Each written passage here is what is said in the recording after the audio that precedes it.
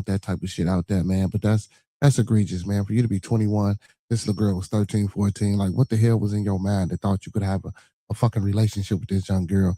And come on, man, as men, we got to do better, bro. When y'all dealing with these, first of all, you shouldn't even be dealing with nobody that's underneath you in age, right? That's first. But when you dealing with these type of, you know what I'm saying, young ladies, you got to know, bro. As soon as you say no, as soon as you do some fucked up shit, man, they gonna act like a child. Hence why you shouldn't be talking to a fucking child. Yeah, you know what I'm saying?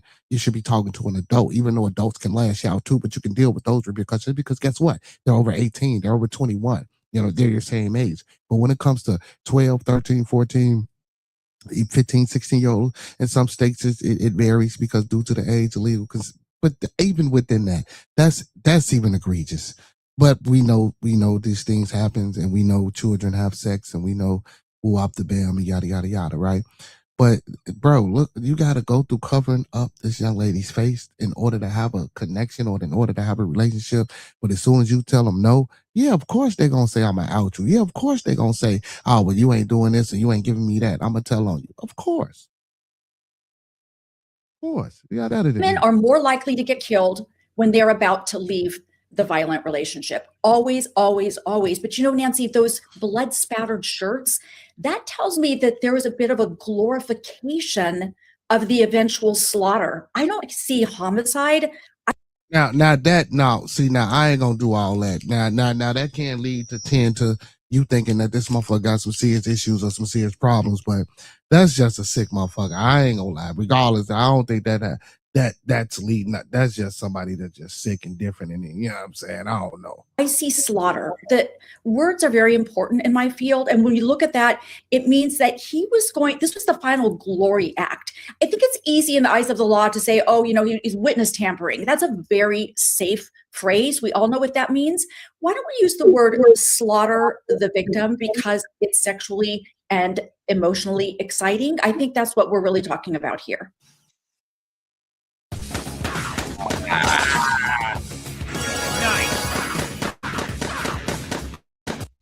Apologies. Sexually and emotionally exciting. Dr. Bethany, you just took me off course, and I'm actually glad you did because I hadn't thought of a sexual excitement from murdering a little girl. I want you to explain to me the frame of mind of someone that lies in wait. Now, for me, that's a technical legal term that I use as an aggravating circumstance to either seek the death penalty or show intent to a jury. Intent, of course, only takes the flash of a moment, the blink of an eye to form. Under the law, there's no required time for intent. But the lying in wait aspect as an entire cold and calculating nature to the murder.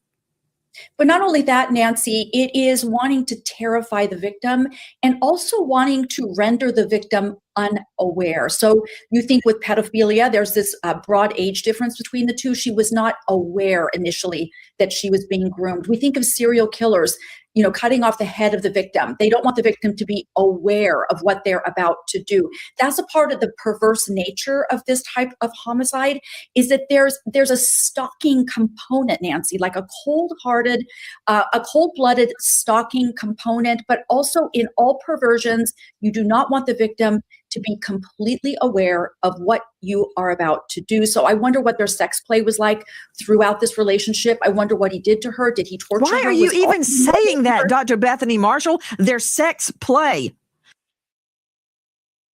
Because first of all, they're so. Now, I'm not finna sit here and say that he didn't allow this young girl, but I don't know if they had sex or anything. Like, we don't know. Like, the body was so, you feel me? I don't know if they found any DNA or cake, but we're going to keep watching and we're going to keep listening and we're going to find out what information and what evidence was gathered. This is statutory. A child cannot consent to sex play. That is certainly putting perfume on the pig. I'm going to let you think about what you just said for just a moment. Dave Mack with me, Crime Stories investigative reporter. What can you tell me about allegations a sharp object or a sharp instrument was used to murder Celeste? Well, that's what we're being told by the complaint that was filed. They're just saying sharp instrument. There has not been a coroner's report yet. We haven't seen that. Hoping it comes out to, in the near future. But right now, that's all we have. Sharp instrument was used in the homicide of Celeste. There is a medical examiner's report, but it's been under seal for some time, pursuant to request by the police. That's got to be lifted. Okay, Joe Scott Morgan joining me, professor of forensics, Jacksonville State University.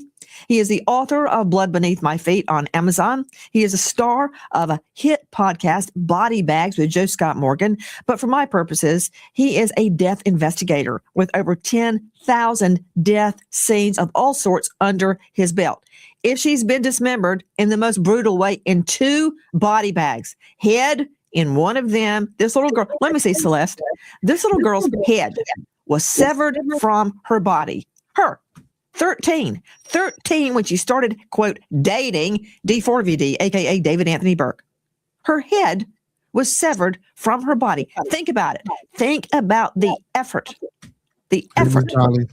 of severing her head. It is, Richard. It is. And what ghouls were around when it was done. Okay, the rest of her body dismembered. It's not like the rest of her body was intact and put in a bag. It was dismembered too. So with all of that dismembering going on, how in the world do they know at the medical examiners that she was murdered with a sharp object? For those of you just joining us, D4VD, David Anthony Burke, has pled not guilty in a court of law. We'll see about that. Okay, Joe Scott, hit it. One word, Nancy, hemorrhage. That's what they're going to be looking for. So they've talked about the sharp instrument. All right. When you have an attack that occurs, in life, blood is coursing through our veins. If he stabbed her, for instance, first off, stab wounds are going to look very specific, say on her torso, her chest, even her face, Nancy. And yeah, even in an advanced decompositional state, microscopically, with tissue sections, we can actually appreciate if there is indwelling hemorrhage. Hemorrhage is indicative of an injury that dear occurred Lord, in life. man, wait. I'm sorry. I did not ask you to read out of Britannica. Speak English. Regular people talk. Street talk. Vernacular, as I like to say.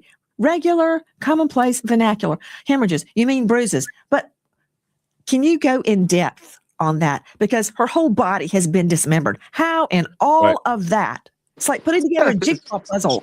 How do you find a hemorrhage and differentiate between a bruise, which is a hemorrhage, and her body getting cut apart, Joe Scott? Obviously, you clicked on this video because you want to make money, right? You want to be able to sell out and buy your favorite sneakers. This Greatest be getting on their heads, boy. Is what it comes down to. So when a body is dismembered, you're not going to have hemorrhaging. But the only thing though, Blooder, you feel me, like hemorrhaging, man. Like so, and I get that. So a lot of times when we watch a lot of these things, when they use these technical terms, a lot of us might not know what they mean, right? But it's a simple Google search. It's a simple Western or Merriam dictionary that you can pull up and look up these words and do a little research. You feel me, and understand and put them in contextual overview so you can get the gist of what they're saying. Like, but some of these words, I get it. Like even with the Nolan Well case, with the Bills pump and talking about boats. If you're not a boater and shit like that, you might not know what that means. But hemorrhaging, like, don't get me wrong. I feel Nancy. Just break it down for my audience, but. But by now, her audience, people should, if you watching Nancy, you should know these terms, and you know what I'm saying. So, but give them a break, Nancy. Give them a break. You're saying bruising, but you're not going to have hemorrhaging in that area. Let's say an arm is you mean bleeding? Yeah. So you're not going to, if you have an arm removed from the torso, that area, when you look at that tissue microscopically, Nancy, it's not going to show it's not going to show bleeding into the surrounding tissue. All right. However, if you have a sharp force injury that tracks back to the fatal event, you will have specific signs of hemorrhage in there. That's because blood at that point in time was still coursing through her body, Nancy. And listen, it's not easy to do this because she is in such an advanced state of decomposition because we're talking months and months and months in that LA heat in the front of that car. You think about that, and that's going to compromise. I think that's probably one of the reasons it's taken so long for them to make a specific diagnosis here. I've been involved in cases like this in the past, and you have to go over every jot and tittle to try to disseminate between what happened in the antemortem or prior to death state as opposed to the postmortem state, Nancy.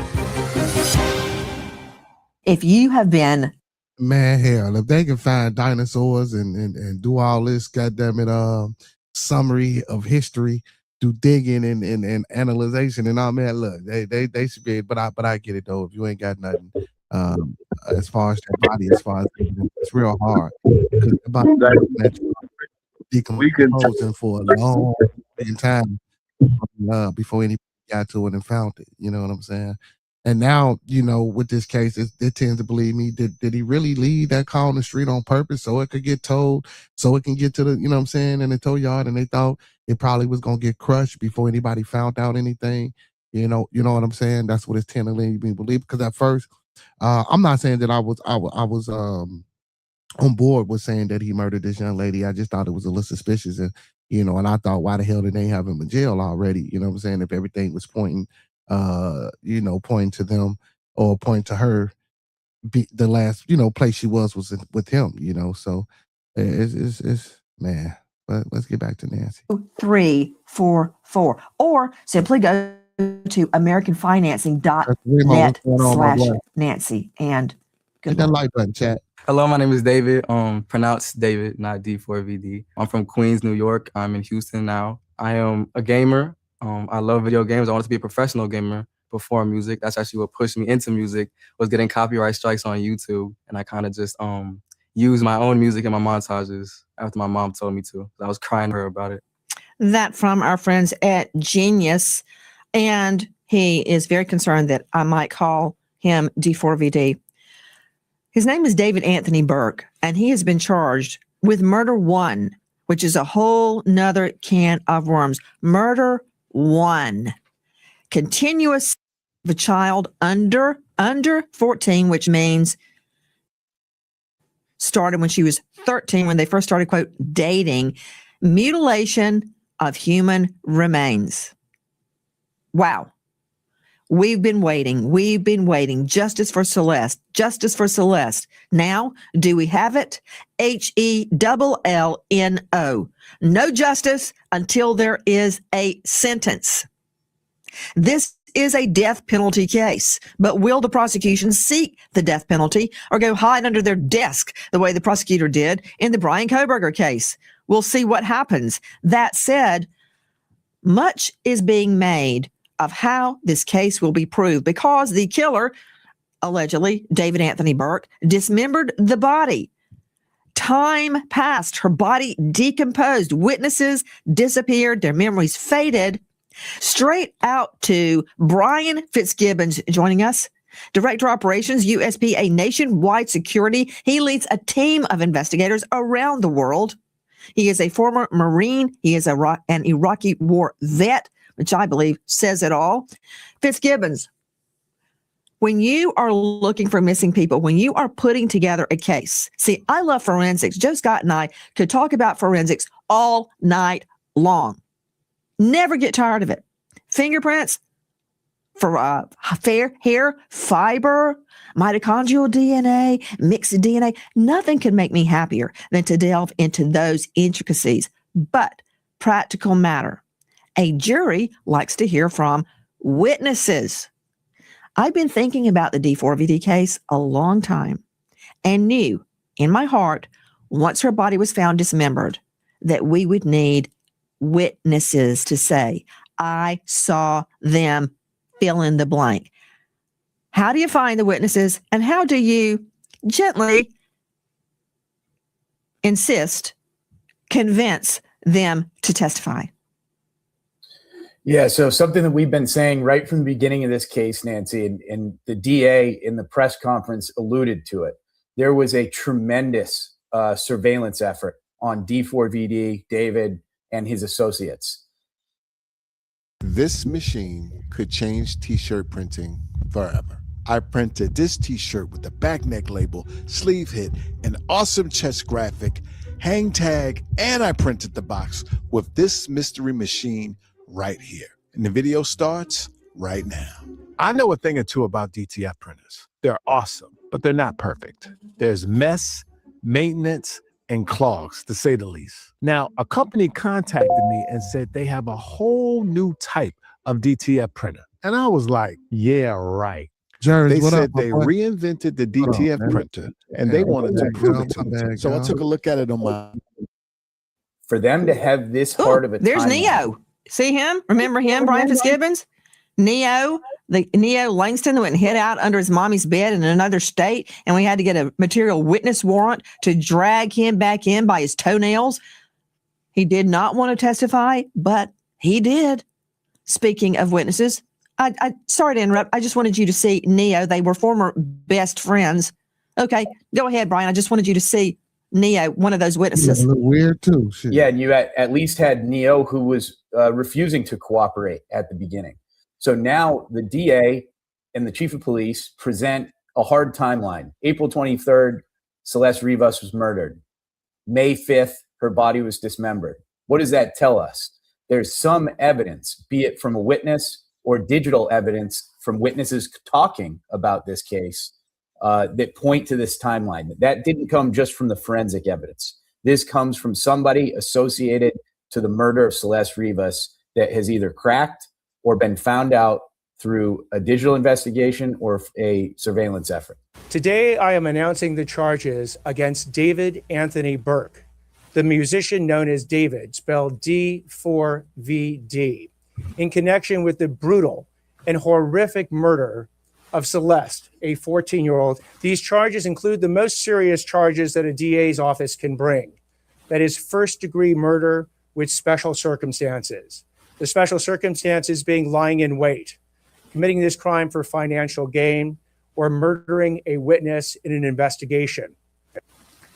These special circumstances carry with it, along with the first-degree murder charge, a maximum sentence of life without the possibility of parole or the death penalty.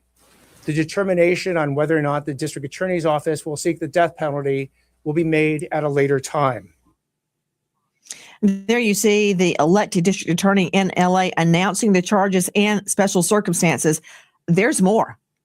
There are additional charges against Mr. Burke, including continuous acts, lewd and lascivious acts with an individual under 14 years old, and mutilating a human remains of a body. On April 23rd, 2025, has been alleged by the complaint, Celeste, a 14-year-old at that time, went to Mr. Burke's house in the Hollywood Hills. She was never heard from again. On September 8th, 2025, as alleged in the complaint, Miss Celeste's remains, her dismembered and decomposed remains, were found in 2 bags inside of a front trunk of a car registered to Mr. Burke. What were they thinking? Now, we have learned through a witness, through a friend of our program, that he observed the car being moved multiple times through door cam in the neighborhood. And I pressed him to get him to admit it was Neo. He never would admit it on air. There's more regarding the special circumstances from the elected DA. Listen. Those special circumstances are lying in wait. That Celeste went to Mr. Burke's home on the night of April 23rd, 2025, as alleged in the complaint, at his invitation, and again, was not heard from again. The second is a special circumstance being that this murder was committed for financial gain. As the evidence will show in court, the financial gain was for Mr. Burke to maintain his very lucrative musical career that Celeste was threatening. In addition to Brian Fitzgibbons, USPA Nationwide Security, Scott Eicher is joining us. He is at Precision Cellular Analysis. He is a founding member of the FBI CAST Cellular Analysis Survey Team, homicide detective, 12 years, Norfolk, Virginia, and has worked countless cases. Scott, thank you for being with us. You heard Brian Fitzgibbons discussing getting witnesses. There had to be a witness that saw what happened, because they've got it down to a T, that this all went down April 23. April 23. Was that the day her cell phone was turned off and it was never turned back on? Was it turned on at a certain juncture and text messages sent to her family in parlance or vernacular that was not hers? Just tell me what we can learn. We know from a source inside the police station, inside LAPD, that there was a huge wall of cellular digital analysis, putting various parties together at the same time, where they traveled. Explain how they're going to prove this digitally, Scott Eicher. Well, as you know, every case has just a ton of digital evidence. And in this case, we're looking at not only Burke's phone, but Celeste's phone, but all the phones of people that they communicate with on a daily basis. So we're going to get the records from the cellular records to determine where they were at on the day of April 23rd when Celeste went over to the house. So then we can start looking at, not only who was there at the time that she was murdered, but the communications prior to that, the lying in wait, the planning of the event. Then we look at, the events that happened after her death. You mentioned the car being moved. So every time that's a furtherance of the event that we can add to the digital evidence aspect. And it's not just the content of the communications, the location of the devices, but all the social media. We're looking at pictures right now of all the social media that these two have been putting out. And we know Burke has put out a lot more because he's a magician. He's got to be on social media. All those are tracked and give us some locational information when we go to the applications where they were posted. Whoa. What's that? I just built a budgeting app with Base 44. Guys, Nina just built an app. Impossible. Nina can't code. Interesting. Can it generate reports? I can now. Nice. So you're saying we can all build apps now? Yeah. I'm on lunch. I gotta make a call. I'll be in my office. Just built an inventory tracker. Protein calculator. Book sharing app. Profesor de Español. An inter-office dating app. For dogs. For office dogs.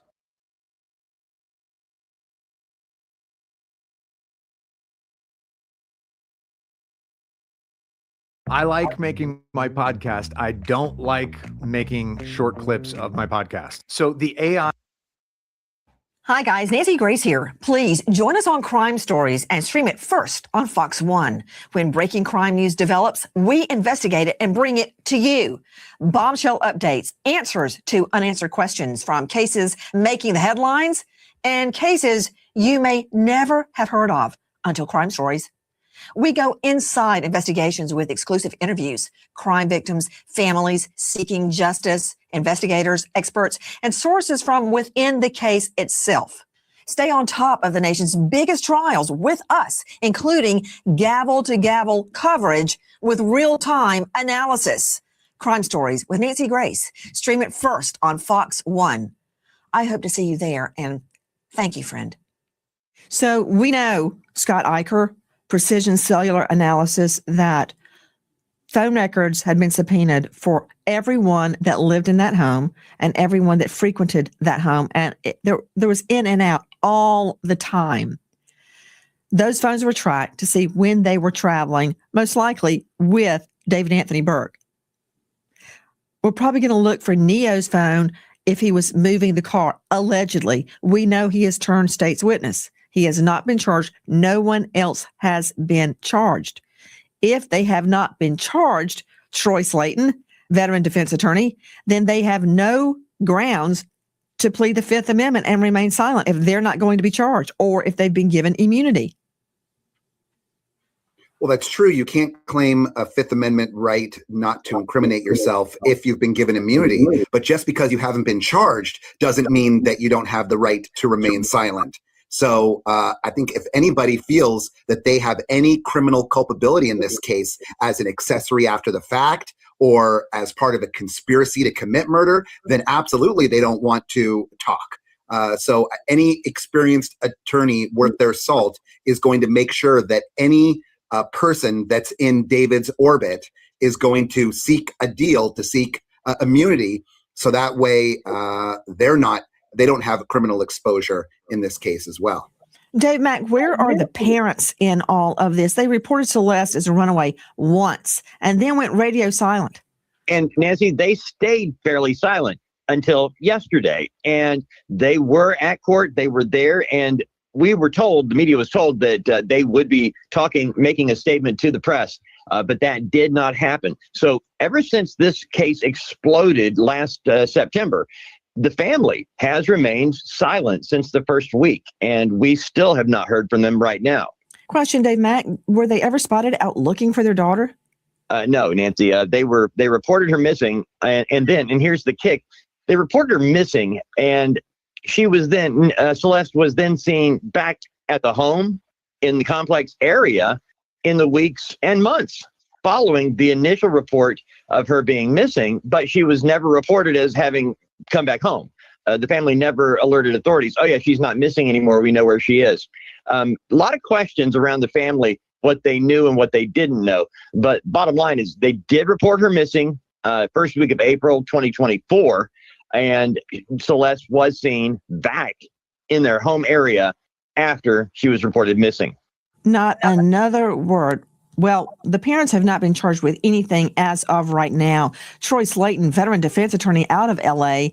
Troy, in many jurisdictions, failure to report your child missing is a crime. It very well could be. And it doesn't seem like the family was too concerned. It seems to me that they knew. Now, look, a parent can't consent to have their child engage in activity at age 13 or 14. But there is no evidence that they were coming around the house and that they were out, searching for their. Hey, that's crazy that a parent would even give a child at the age of 13 consent to do any of this type of shit. Their daughter. Doesn't appear that they were being very vigilant. I'm not blaming them. I'm not saying that it's the parents' fault. I'm just saying that we don't have any evidence. You would never. Well, you know what? I will. And what we also don't have, Nancy, where were they during all of this? Celeste is dead now. We don't have anyone. What? We don't have anyone publicly, Nancy, who has come out and said that they saw a murder or that they knew about a murder. All we know is that a person was found dead at David's house or in his car that was registered to him, that she last went to his house and that she was found in a car. There's a whole lot in the middle of this chain, Nancy, that the prosecutors are going to have to prove in order to get a murder conviction here. I don't know why you're saying we don't know, because we haven't had a trial yet. That's why we don't know. But the LA district attorney did say this. Is there physical evidence that ties David to this murder? There is physical evidence and there is forensic and digital evidence that we intend to present in court to prove these charges beyond a reasonable doubt. David Anthony Burke, a.k.a. D4VD, pleads not guilty. And interesting, this was not a grand jury indictment. There was a grand jury that investigated, called witnesses in the case. Now there will be a preliminary hearing. And Dave Mack, it's like a mini trial where we will hear state's witnesses, probably just state's witnesses. Isn't that set for April 23? It is, Nancy, by law, this preliminary hearing has to be held within 10 days. And so right now we're looking at a possible preliminary hearing as early as April 23rd. This is the perfect pair for your iPhone, and it replaces 3 different chargers. So when I travel, I don't pack extra cables. American homeowners, the FBI has been warning about a type of real estate fraud called title theft. Your equity, the target. With just a forged signature, your ownership can be transferred out of your name. And without protection in place, you're left with an emotional and financial nightmare. That is video.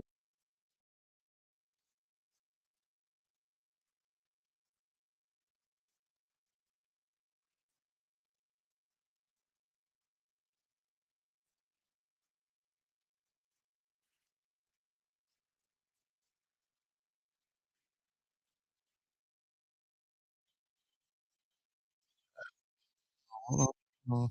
Yeah, so but like they said, I didn't even know that you can sorry you guys, sorry. I didn't even know that you can give consent to a child at the age of 13 to even be you know what I'm saying? To even like that's insane. That's insane. Who would give their child consent to this shit is crazy. The world is crazy. So let's get into this next video with David. It's completely insane, man. Completely. And again, like when this first came out, I didn't know what to expect or what was going on. And again, like I stated earlier, I was wondering what was taking so long for them to even, you know what I'm saying, lock them up or even just to give them a charge or any damn thing. It was like, what's going on? What's happening? It seemed like, you know what I'm saying, like they didn't fucking care. Well, I ain't gonna say that like they didn't care, but it was just crazy. It was just crazy, man. Let's get into this next.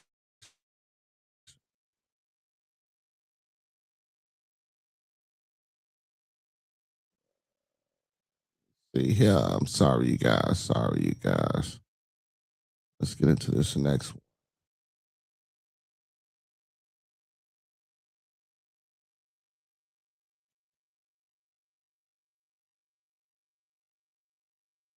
Become a jail VIP, getting hot meals including turkey, cranberry sauce, dressing, dinner rolls. What? This after we discover his bizarre one-word post following Celeste's murder. That one word, decay. Good evening. I'm Nancy Grace. This is Crime Stories. I want to thank you for being with us.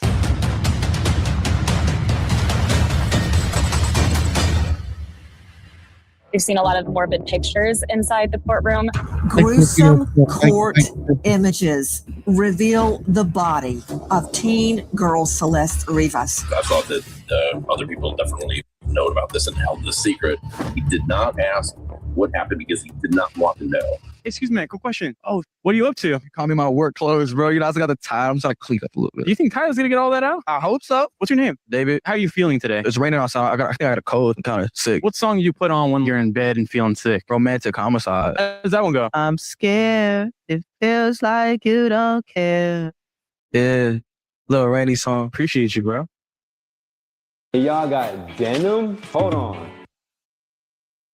Wait a minute. You mean to tell me now? I never heard the song, y'all. And look, y'all, I never actually went back and listened to that song, that Romantic Homicide, that they said was the song that, you know, if you look it up, you know what I'm saying, you could see you know how he led, you know what I'm saying, how that song led up into or gave evidence into, you know what I'm saying, the murder of the young lady. But if he sound like that, oh my goodness, what the they listening to? That from our friend Nicholas Nuvon at TikTok. Let's just see that one more time. Is that actually D4VD, David Anthony Burke, in the grocery wearing a seemingly bloody shirt talking about romantic homicide? Because I want to see that one more time. Excuse me, quick question. Oh, what are you up to? You call me my work clothes, bro. You know, I still got the tie. I'm trying to clean up a little bit. You think Tyler's gonna get all that out? I hope so. What's your name? David. How are you feeling today? It's raining outside. I think I got a cold. I'm kind of sick. What song do you put on when you're in bed and feeling sick? Romantic Homicide. How does that one go? I'm scared. It feels like you don't care. Yeah, little rainy song. Appreciate you, bro. To all you David Anthony Burke fans, I really think even I could do a better job. Yeah, that's horrible. And that's from Nicholas Nuvon on TikTok. And while D4VD sets up a video to be released of him singing in a bloody shirt in the grocery aisle, here's the reality of what happened to Celeste. First item was a blood stain that was found in the Tesla. It did confirm that it was Celeste's DNA, and she said the statistic is 1 septillion times, most likely, Celeste's. That is a 1 followed by 24 zeros. Remember, there's like 9 billion people in the whole world. So the fact that this number, this stat is so precise shows that this is Celeste's DNA that was found in the Tesla. Another stain that was collected in the lower trunk was also consistent with Celeste's DNA. Those are the two swabs that were taken from the Tesla that confirmed that her DNA was in there. We've got a red stain that was recovered from the rowing machine. That one also showed that it was Celeste's DNA with a septillion chance. That's a crazy number. We also had a blood stain on the Tesla charger in the garage. Also the same thing. It was a septillion chance that it was Celeste's. The green tarp, same thing, same blood stain and same statistic. Inside the bag, again, I believe this is the same bag that had these hand wipes. Our 8th item is the hand wipes, which did match with Celeste's. It was a partial profile. It looks like it's a 3 trillion chance that it is Celeste's, a 3 followed by 12 zeros. Now, whenever David's team got up and tried to ask Samantha about these, they pretty much wanted her to confirm that DNA can be transferred any other way. That is Sloan on TikTok. Before I go to the rest of our all-star panels, straight out to Joseph Scott Morgan, death investigator, over 10,000 death scenes, deaths of all nature, suicide, natural causes, unexplained, and of course, homicide. I appreciate what Sloan was just saying. Everything he said was accurate. Did D4VD actually think that he could grab a wet wipe and clean it all up? Did you hear where the blood is? On the rowing machine, on that blow up kiddie pool he had to put her body in? According to reports, this is all just alleged. So the blood wouldn't get on his floor, but on his floor, in his Tesla, in the front of his Tesla, in the back of his Tesla, in the front trunk of his Tesla. Oh, I forgot, throwing about 11 air fresheners on her dead, disarticulated body. Really? What happened to Celeste, Joe Scott? Nancy, you and I have known one another for a long, long time. In that period of time, maybe we've ridden in a car together. I know that we have. Have I ever asked you to get into the trunk of the car? We did at Jacksonville State University, for Pete's sake.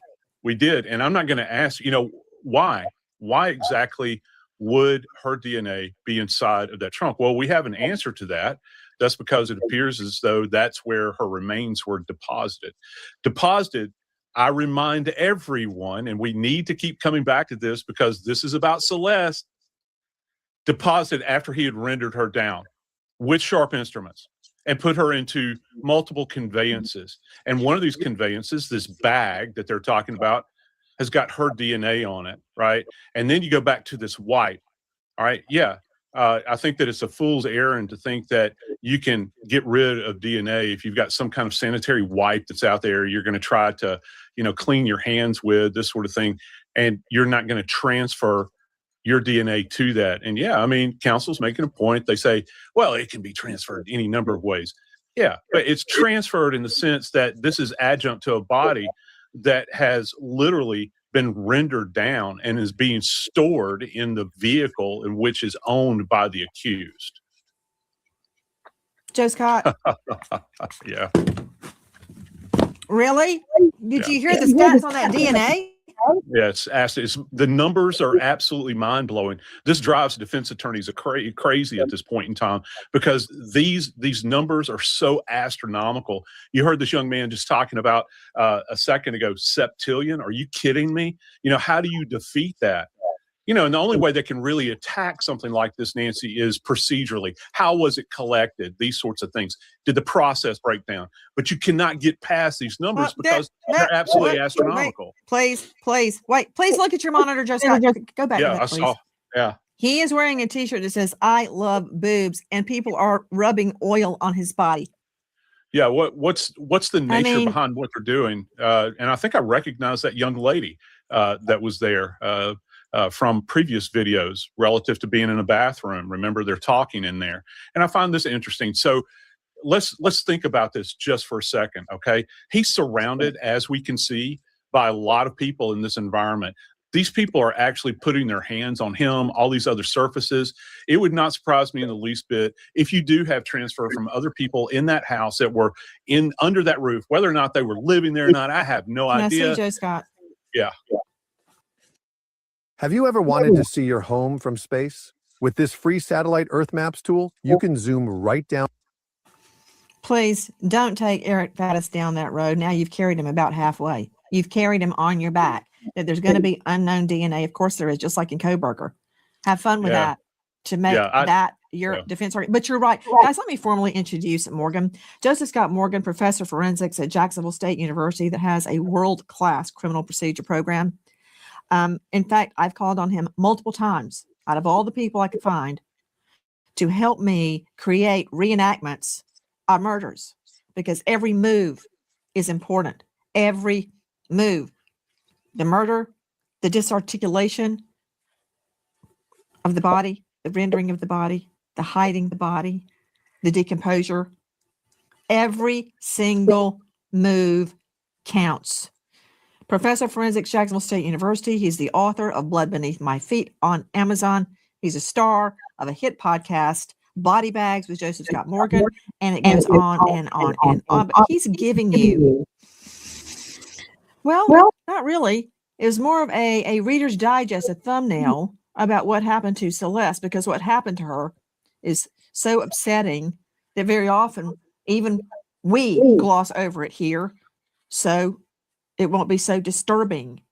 I don't know how a jury is going to ingest all of this information, but with the backdrop of D4VD in the grocery aisle singing his song, Romantic Homicide, how apropos in this case, Romantic Homicide.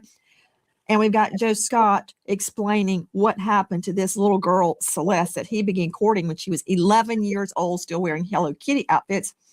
We have D4VD, David Anthony Burke, is a VIP behind bars, a very important person.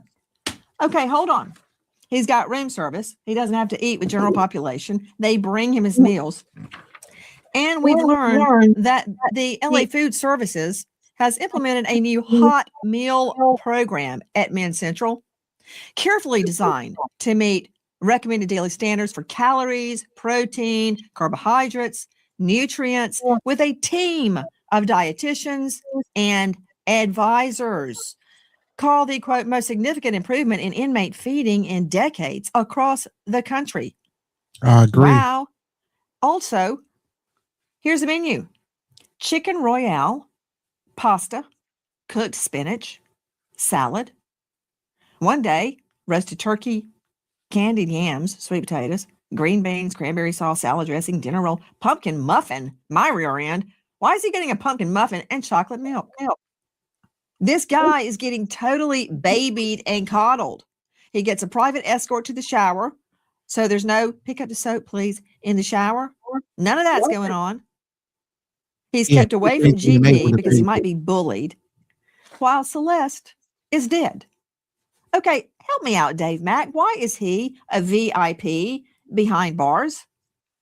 It comes down to the partial fame that he was achieving, Nancy, as well as that, the accusations against D4VD are beyond the pale. And there are certain aspects of criminal behavior in jail where somebody. I don't know, y'all, man. The more I look at this guy, man, I just don't see him having relations with women. I don't know. Now, he could have just been sick. You know what I'm saying? Sick-minded young man, you feel me, just want to do some fucked up shit, but I just don't see him having relations with women. Who targeted or groomed young people, and we're talking 11 years old here, they are looked on worse than regular inmates. So he is being kept away from general population as much to protect himself, from other inmates, as well as the notoriety. Think about it. Somebody taking him out because he's a so-called celebrity. And as far as that VIP, and listen, I never been to the penitentiary or or things like that of that nature, man. But I do know they say, they look down upon those people. So for him to be a VIP in jail with this situation going on, like if people, and I know people in jail hear these type of cases, I don't think he no VIP, unless he's paying his way. Might bring something, but you're right when you described him being escorted wherever he goes. He does have a cell to himself. He doesn't have to communicate with anybody. He just gets to be by himself all day long. I think what you're trying to say, Dave Mack, is he's not having to have an over amorous roommate. He has a private room service, the works. Even so, straight out to Annie Alicia joining us. She's the star of True Crime Podcast, Seriously. Annie, thank you for being with us tonight. I gotta Annie, be getting room service could in you jail, man. describe that his food mansion? ain't This that is a great. far cry from No, that. Yeah, this is very different than his mansion in the Hollywood Hills. In his house, it was a 3-story house. He had Good afternoon, goddess. Maybe bisexual, could be possibly, but I just don't get full on head on attraction to women from him. You know what I'm saying? And listen, I could be wrong. I don't know the man's personal sexual orientations or what he like to do, but I don't know. But the grooming part, or just, you know what I'm saying, having him to, you know, get certain individuals and things like that, I wouldn't put nothing past nobody. a beautiful backyard with a pool, a big grand piano, a gym where he could work out anytime he wanted, multiple bedrooms in the kitchen. It was a massive with a huge island, tons of windows, lots of light, double door refrigerator, every luxury that you could possibly want. He had at that house. So now being stripped down into this jail cell, while you would think that that's great, he still is, to your point, getting certain luxuries. Let me see here. Annie Elise, correct me if I'm wrong, but did he not have a 5-bed luxury mansion? That's a yes, no. Yes. A 5-bedroom. Okay. With a hot tub. Yes. And a pool. Yes. And a gym, a private gym. Yes. Yes. And what is a luxury kitchen? And is that near his grand piano? But what is a luxury kitchen? It is near the grand piano. It's right adjacent to it. And luxury kitchen, think very spacious, can hold tens of people, big kitchen island, every single appliance you could dream of, lots of natural light, just an area to congregate with all your friends and have everything at your disposal to entertain. Whoa. What's that? I just built a budgeting app in Base 44. Guys, Nina just built an Boo-hoo, Eric Faddis, defense attorney. He's gone from his mansion in Hollywood Hills. No one is protecting him, Gonzalez Norris. That's not what I'm doing. I'm just saying, like, me personally, I'm not saying that he didn't do these things, because, you know, if she was looking to expose him or whatever. See, because I want to know, where's the evidence that says they was in an actual relationship. Now, he could have been grooming or part of a trafficking, and I don't want to put that out there, whatever the case may be, because all this shit is possible. Now, if he was doing that, yeah, but me just looking at her, I don't think he a masculine man enough to want to sleep. You hear me? That's just me. I'm not protecting a man, of course, because all evidence look like it was in his car. All evidence look like he did it, bro. So you feel me? But again, you know, they investigating. But throughout all this, he's still maintaining his innocence. But we'll see. To the men's CI, but he's still getting VIP treatment. Faddis is the founder of the law offices of Eric Faddis, former felony prosecutor, current criminal defense and civil attorney at ericfaddislaw.com.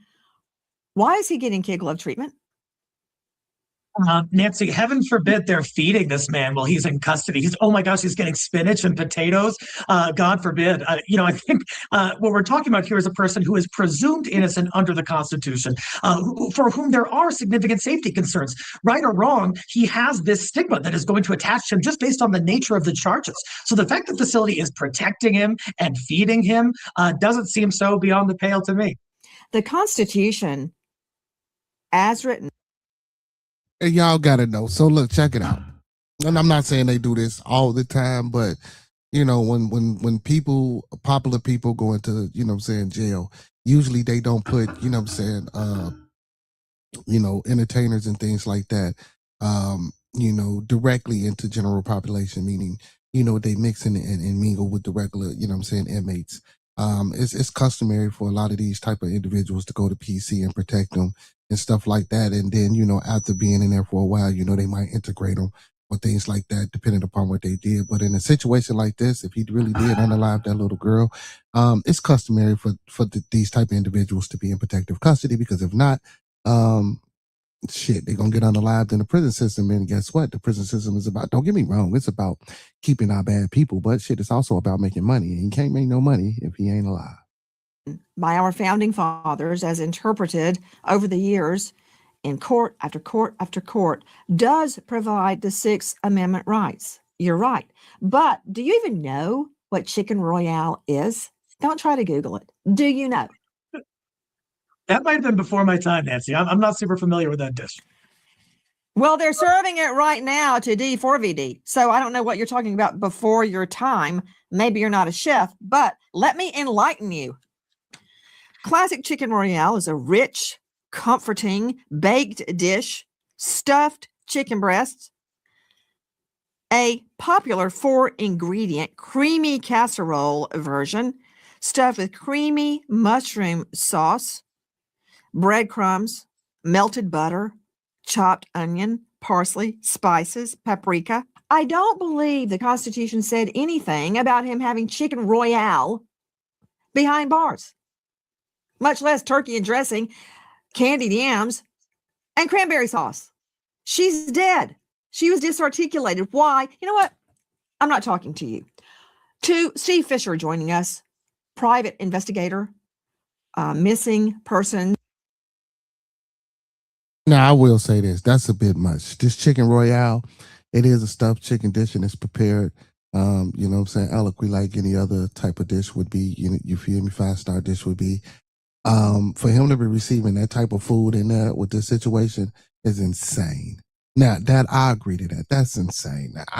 Chicken royale, no, he should be getting what everybody else getting. I don't know what's going on, and like usually, you don't even get these type of dishes in the man.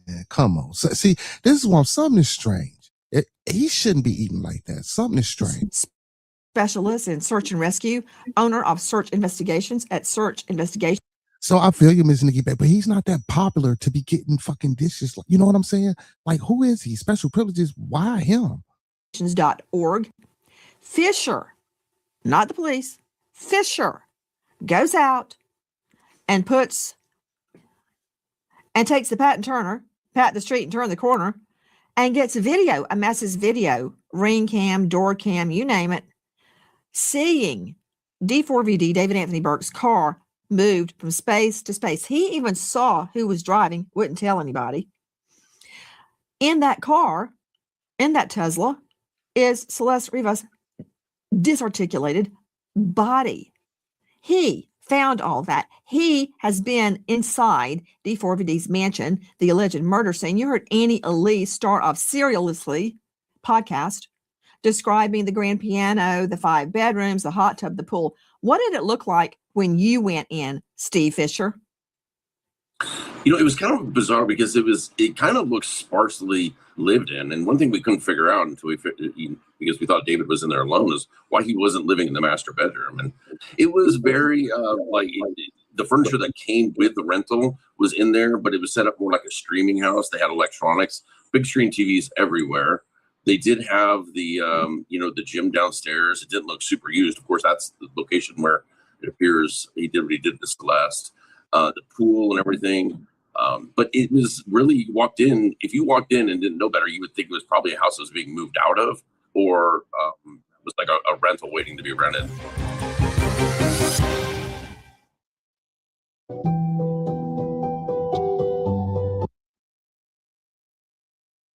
Y'all, I've been saying I'm going to get that damn YouTube premium. Ain't got it yet. I'm going to get it, though. Hey guys, Nancy Grace here. If you are a homeowner, you probably thought, should I call American Financing to refinance and pay off this debt? But you don't because of your low mortgage rate. That low rate, it's not saving you if you're drowning in credit card interest. People are calling American Financing and financing 8618 about credit costs and terms. Go sense and good luck. The one additional consideration is that Mr. Burke now is eligible for death penalty. The death penalty considerations are now being weighed. Part of that consideration will be any submission that the defense wants to submit to the district attorney's office. It is something that we will consider on whether or not we will seek the death penalty. At this point, the death penalty determination has not been made. Seems that the defense attorneys are stopping at nothing in an attempt to discredit the prosecution's evidence. And the family was horrified that the defense attorneys brought up evidence to put the blame on a 14-year-old child. That from KABC and TMZ. Speaking of the family, Dave Mack, what can you tell me about the recent discovery that little Celeste's family signed a waiver allegedly for her to travel out of the country to London with David Anthony Burke? Why don't they just hand her over on a silver platter? So also, yeah, so they did say they say the little girl behind stage at a concert or whatever the case may be. So if the parents signed off, and this is another thing too, y'all. So if we gonna lock up David, we need to be locking up these parents too, because they signed off on some shit like that. That mean they knew who he would. Come on, man. You ain't do no research or no investigation and no digging into who the fuck you sending your child overseas with. Stop it. Because in order to get a passport, your parents had to get that passport at that age. Like, so this is crazy for the parents to even say that they didn't even know where their daughter was. When it comes out, you know what? Nancy, this has been a really shocking time when we find out that, we question, how is it possible for Celeste Rivas at less than 14 years old? How is it possible for her to travel overseas to London? How is it possible for her to get on a plane? Well, apparently, Celeste Rivas' parents signed legal documentation allowing her to travel with David Anthony Burke. This is something. Ain't nowhere in hell that them parents should not be on trial with that young man, because they gave their daughter to this young man. If they signed off with their daughter, because again, your parent has to get you a passport if you're a child or a person that's your legal guardian. You can't, as a 12, 13, 14-year-old individual, go get a passport unless you fake it or do some fraudulent shit. But no. So again, the parents need to be in jail as well. Thing that we've wondered, how did it happen? Remember when her passport was found out there in the Santa Barbara woods? And here we go. She actually got approval from her parents. So they knew exactly what was going on and when it was going on, Nancy. Straight out to Dr. Cheryl Errett, joining us out of this jurisdiction, California, licensed clinical forensic psychologist specializing in trauma recovery, PTSD, EMDR. She's at askdrcheryl.com. Dr. Cheryl, thank you for being with us tonight. It just wasn't consent. It was a notarized form that they signed in front of a notary, with the seal, to allow their daughter unchaperoned to go to London with D4VD, that guy that dances around in a bloody shirt, him. I cannot imagine how much those parents must regret having done that. I can't stop thinking about them being in the courtroom and actually viewing the photos of their daughter's body after everything that they cannot unsee, and hearing about how devastated they are. I cannot speak to what they were thinking at the time that they granted this permission, but it is incredibly clear that Celeste was in tremendous danger, and I am sure in retrospect that there are many things that these parents must regret. Regret, denial that they had anything to do with it, denial. To Joseph Scott Morgan, professor forensic, death investigator, denial. I am not blaming the parents. I am saying that they knew about this relationship. D4VD, David Anthony Burke, grew up homeschooled in a highly religious family home where all they could hear was classical music and evangelical music. Then he suddenly gets fame and he moves unchaperoned to Hollywood, living with a bunch of other teens his age. What did they think was going to happen? So they had nothing to do with her murder, but they see all that money, all that fame. It's like, you go on, Celeste, you just go on with David Anthony Burke, go right ahead. And as a matter of fact, here's a signed and notarized document allowing you to travel internationally with David Anthony Burke, the guy in the bloody shirt. Yeah. Think about this. All of that home training that he received, everything, okay? But yet, somewhere along the way, he it would appear allegedly that he had no compunction whatsoever, allegedly, of rendering down a human being, a child, and placing them in a garbage bag. Just let that sink in just for a second. If he did it, all right, that's what the authorities are saying. They're saying.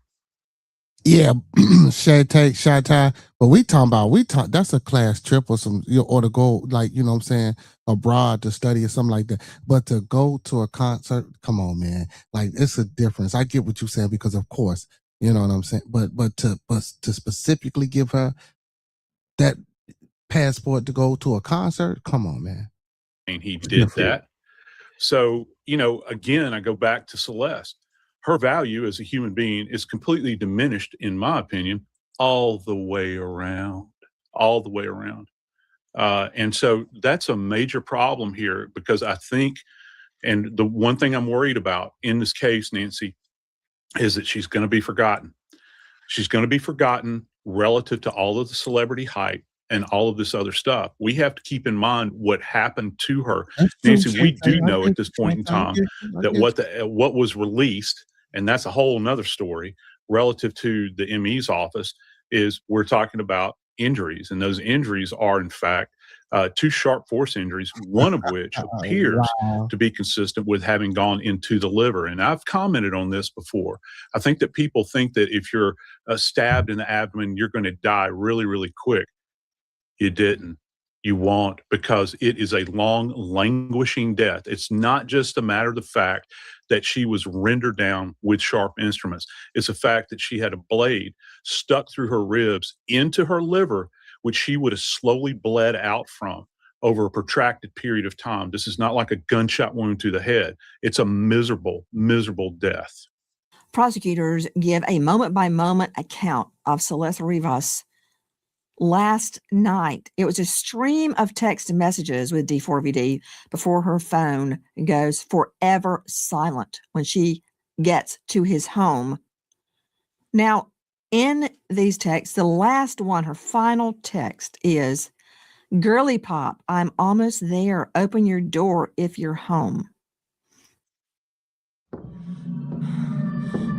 Hey, I couldn't agree with you on this statement, man. I couldn't agree. Well, it's hard to see it like that. Everybody needs to understand that it's not white versus black versus Mexican. It's the government, the cops and judges versus us. The true evil is that which persecutes us and tortures us. I mean, he said, to be honest, I'm just glad I am on a black person's page and they're not claiming racism against white people. It gets exhausting. So yeah, see, even and look, even so, when I run my Nolan Wells content, man, I get all the white folks coming in here and said, "Oh man, you racing." Bro, look, I ain't nail time said that them boys did nothing to Nolan Wells. I ain't nail time said that Bart. But just and they don't even, well, yes, they do, because if you come to my page, you will see who I am, right? But you don't even know my ideas and the philosophy. Like, just because I'm for my people, that don't mean everybody's always right. I'm ready for this investigation to be over. I'm tired of hearing the Nolan Wells shit myself. Don't get me wrong. Not saying that I'm gonna stop doing it, because of course it's popular content, and of course we want to know what happened to the young man. But all I speak out against is the inconsistencies of the case versus it being some black white shit. You know what I'm saying? And don't get me wrong, I get what you're saying too, but we do have to understand the psychological input and constraints that a lot of us have been through, because we don't listen. That'll be a conversation or a topic of discussion for another day. I don't want to get too far off, because we can speak on that too. And also, man, open platform, open forum, Joe. When I get through with the content, feel more than free to hit the link in the Girly chat. Pop, I'm almost there. Open your door if you're home. Straight out to Annie Elise joining us, star of Seriously. Annie Elise, her text before she was ordered up like a pepperoni pizza that night by D4VD, her texts were increasingly frustrated and upset. Why? Yeah. Right. She was frustrated with him because she didn't feel that he was committed to her, that he was seeing other women, and that she was being discarded. And not only in the text messages in the 24 hours leading up to her murder, but 5 weeks before that, she sends him a text message saying, I feel like all we do is have sex. I want more for my life than that. A few months prior to that, she expressed regret about the pregnancy termination. And so you see this pattern building with her where she's starting to realize this guy doesn't care about me the way that I thought he did. He's making me compromise a lot of my values. And then finally, 24 hours before she's murdered, she sends him a text message threatening to end his career, saying, I will damage anything. I will ruin you. I will end your career. And then the day of the murder, she texts him, I'll give you one more chance. And then, as we know, according to the prosecutors, he ordered her up with the Uber, delivered her to his house, and she died less than 30 minutes later. The response to open the gate from Burke is, I got you. Gate open, door unlocked. And in under an hour, according to prosecutors, she's dead. Dave Mack, what can you tell me about a bizarre one-word post from David Anthony Burke, aka D4VD, right after Celeste's murder? One word, Nancy: decay. All right. I don't know how they're going to utilize all this when at trial, but there's so much evidence, Nancy, within these text messages that D4VD communicated with Celeste and with others that we're talking 8,000 to 10,000 text messages just between D4VD and Celeste. And they talk about everything. He goes on, I mentioned this before, Nancy, he was setting up his cover story, his alibi, while she was still bleeding out in the house. As soon as she got there, investigators say, as soon as she arrived, he sends a text message. You're not here yet? And he continued that throughout the next hour and a half, sending messages to her like she was not there yet. It's just beyond anything one can imagine. Hi guys, Nancy Grace here. Please join us on Crime Stories and stream it first on Fox One. When breaking crime news develops, we investigate it and bring it to you. Bombshell updates, answers to sources right after Celeste's murder. Decay.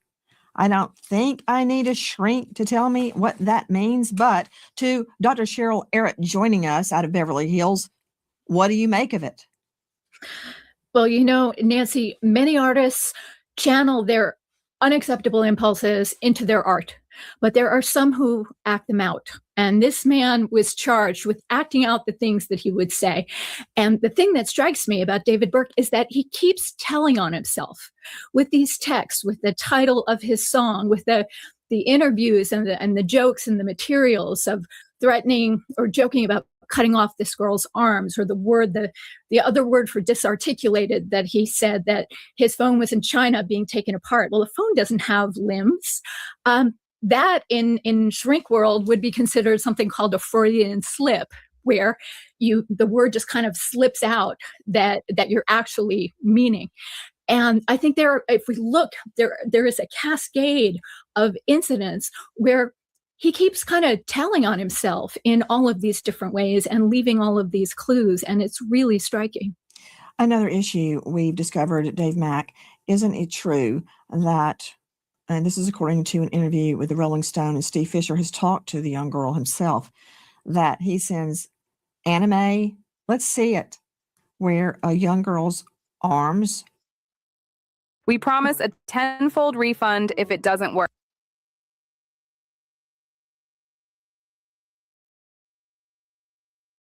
Severed. Nancy, as I mentioned a minute ago, this is a guy who texts and sends out everything like it doesn't matter to him. He's not thinking, but he sends a joke to what he says or is of himself and his alter ego anime character Itami. Jordan is the go. And Jordan is the go. But you in can't this go water on those fictional next time, alter my ego man. Itami, That out. Burke jokes man, about come on, man. off the arms of this girl. Hey, I Who's, just by the want way, the in the brothers Rolling to Stone say the interview, bomb, she's I going didn't by the go to name the Jane to top. protect her own privacy, but he actually is outing himself through his alter ego, Itami, saying he wants to cut her arms Come off. on, man. Again, what happened with Celeste, Nancy? To Eric Faddis, Oh, you'll have a it'll field take it. day Oh. trying to keep that evidence out, and you just may be able to do it, claiming it's irrelevant and prejudicial. Yeah, very well might be. Look, we have had instances in the past of extreme artists, right? You think about Cannibal Corpse, Insane Clown Posse, Marilyn Manson. These folks certainly push the envelope. They're provocative, but being that way in the artistic realm is not a crime. And furthermore, it is probably not relevant evidence to this case. The fact that he, sent some video or something, some anime video to some other girl at some point in time to just try to use all of these things against him because he's inflammatory, because he's extreme, I think it's going to be character assassination. I think a judge might not let it in. You mentioned, I think, something about extreme art regarding Marilyn Manson as one of your examples. Didn't multiple women publicly accuse him of sex abuse, physical violence, and grooming? Is that one of your great examples, Faddis? There were such accusations. I'm not aware of whether those accusations were ever founded or whether they were ever established in court. But yeah, there have been accusations made. Yes, Marilyn Manson, real name Brian Warner. There are multiple accusations against them. He is not convicted. He has not been charged. No criminal charges have been filed regarding claims of violence, sex assault. There was expired statutes of limitations in some of those cases. But reminder to everyone, there is no statute of limitations for murder. If you know or think you know anything regarding the death of this young girl, Celeste Rivas, please dial 213-486-6890. We remember American hero firefighter Gary James, Adrian, Texas, FD, died in the line of duty, leaving behind sons Gary and Thomas.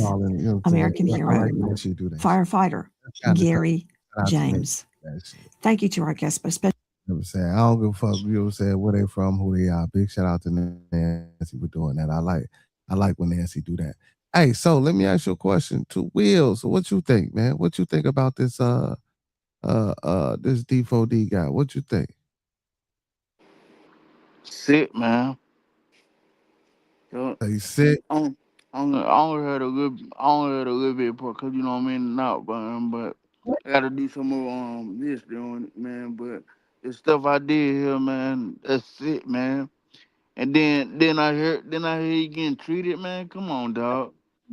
Yeah, that's the crazy part for me. I like honestly, you know what I'm saying. So for me, I like until this case, honestly, until this case came out, you know what I'm saying, with him and the young lady, I honestly I didn't even know who he was, right? So for me, for him to be getting this popular treatment or to be getting this treatment, you know what I'm saying, while you're inside of there, I'm like, I just can't understand it. But I mean, it's 2026, man.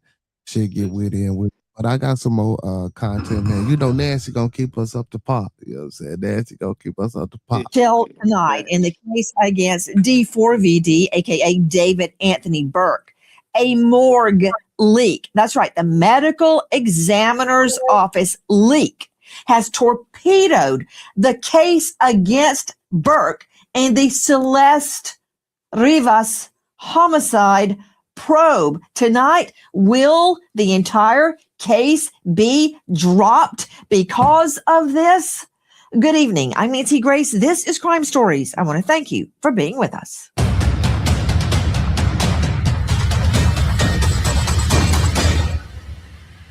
He has ripped her apart, and there she sits in this house. He blames the smell of this child's decomposing body on his bathroom. Hell yeah, it stinks. This is human remains that are decomposing. A true child, a human being. He had his beard going in. His pants were, kind of, he was doing that look where his pants were dragging below his bum, you could say, his orange prison pants. He, again, just seems way more comfortable in court and in this setting now in his prison outfit. Let me understand. Does David Anthony Burke, aka D4VD, actually show his rear end in court? That's from Delight True Crime on TikTok. With me, an all-star panel. Very quickly to that, Lauren Collins joining us, investigative reporter, LA Magazine, star of Pop Crime TV. Lauren, you've been covering this extensively. Did he actually show up to court showing his rear end? Well, per the LA Magazine source inside, she did say David appeared very, quote, relaxed, Nancy. So you can kind of use your imagination there a bit. But his hair was a bit unkempt. He was shackled. And also, our reporter said that Blair Burke appeared to be rubbing his back a bit as they kind of laughed and talked. And he even greeted the judge. I appreciate that, and I'll circle back to that. But my question is, does he literally show his video? He had his beard going in. His pants were, kind of, he was doing that look where his pants were dragging below his bum, you could say, his orange prison pants.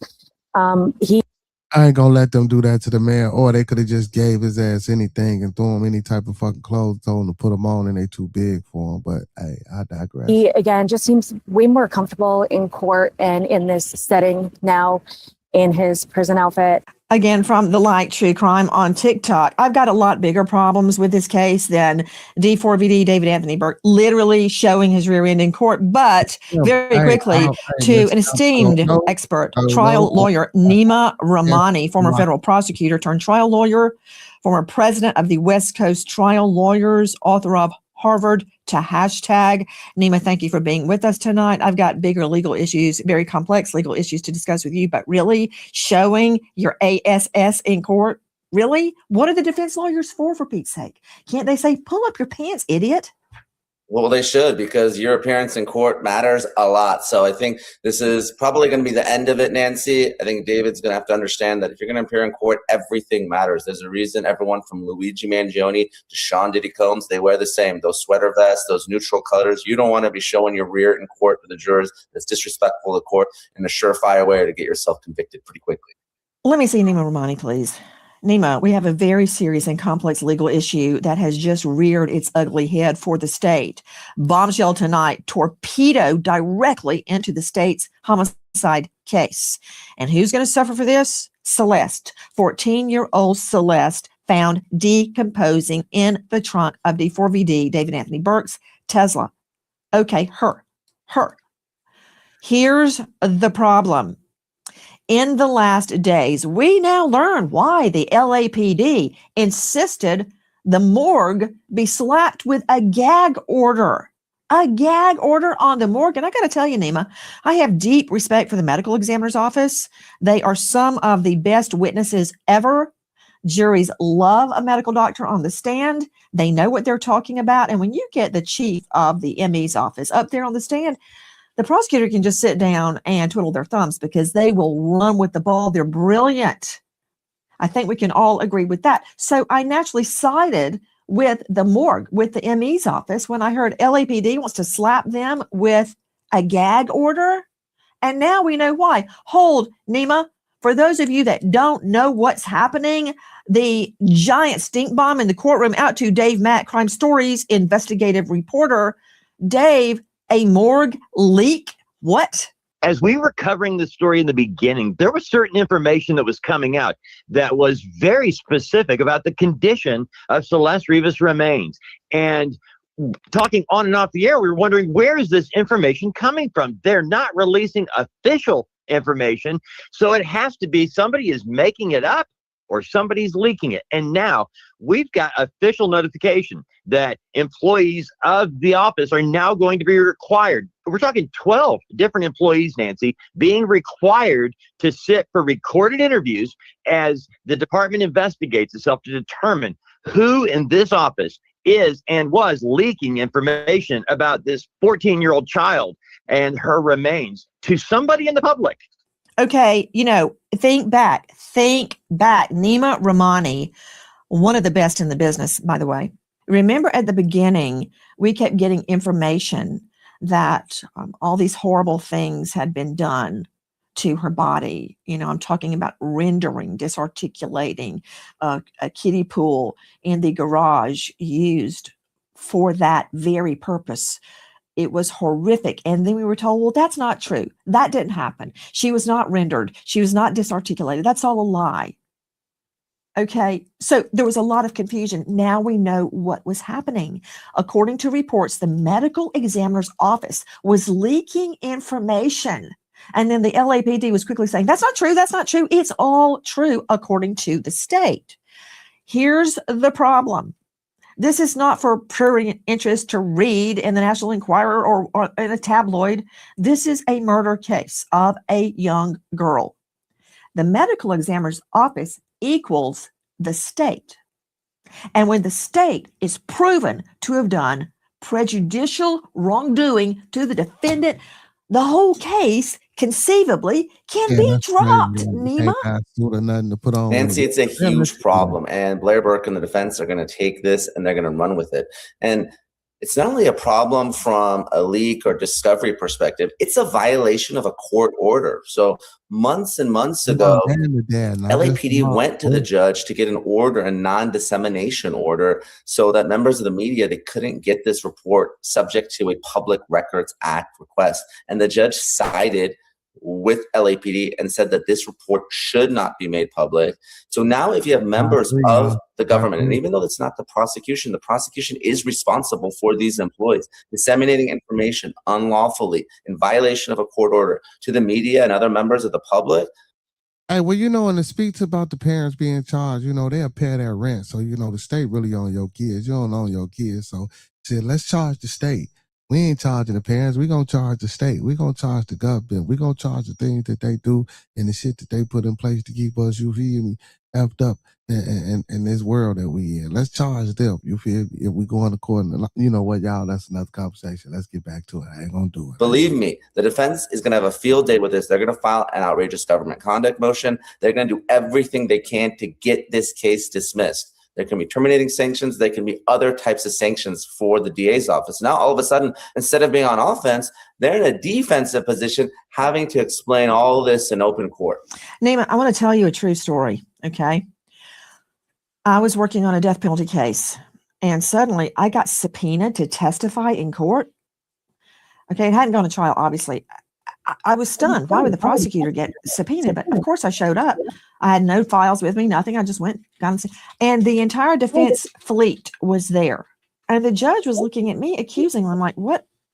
And they said, have you withheld evidence? And I said, no, I handed over my entire file, everything I had, which of course you need to do in a death penalty case, because if you do get a conviction, there's going to be all sorts of appeals. Well, then they handed me some papers I had never seen before. And I went, I've never seen these. Where did they come from? They came out of the homicide file down at APD Homicide. They had unwittingly left out about 20, 30 pages in what they gave me. So when I handed over the whole file, I didn't have those 30 pages. Well, we immediately handed it over, and there was, well over a year. I had already left the office and gone to Court TV before the case went to trial. So they had plenty of time to digest those 30 or so pages.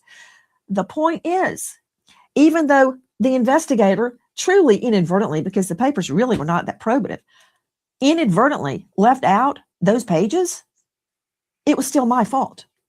See? And even though the medical examiner's office leaked, and that's horrific, that's deadly, it's still the prosecutor's fault. Ergo, therefore, prosecution misconduct cases can be dropped for that, Nima. Dropped. Never to be brought back again if it is dropped with prejudice. Now, please, regular people talk. Explain what I'm talking about. With prejudice. With prejudice means that it can't be refiled. And Nancy, this happens all the time. It's not just you as prosecutors. We are responsible for the government's conduct. And there was a huge case recently where this was a big issue. Lori Vallow Daybell in Idaho, because of some discovery violations, guess what? The judge struck the death penalty in that case. Chad Daybell, he's on death row. Lori Vallow is going to spend the rest of her life in prison because of some discovery violations there in Idaho. So this is a huge deal. And when you have good defense attorneys, they're going to use every advantage that they can. So if there was a violation here, and I'm saying if, then the DA's office is going to be in a world of hurt. Obviously, look, not a death penalty case, but that doesn't mean that this case can't be dismissed. There can't be all sorts of other sanctions here. And like you said, the prosecution is always responsible for the conduct of government employees. So they're the ones that are going to be paying the price. Right. Of course, it all comes down to Celeste Rivas and her family. I hope they're not the ones who suffer because of some misconduct of some government employees.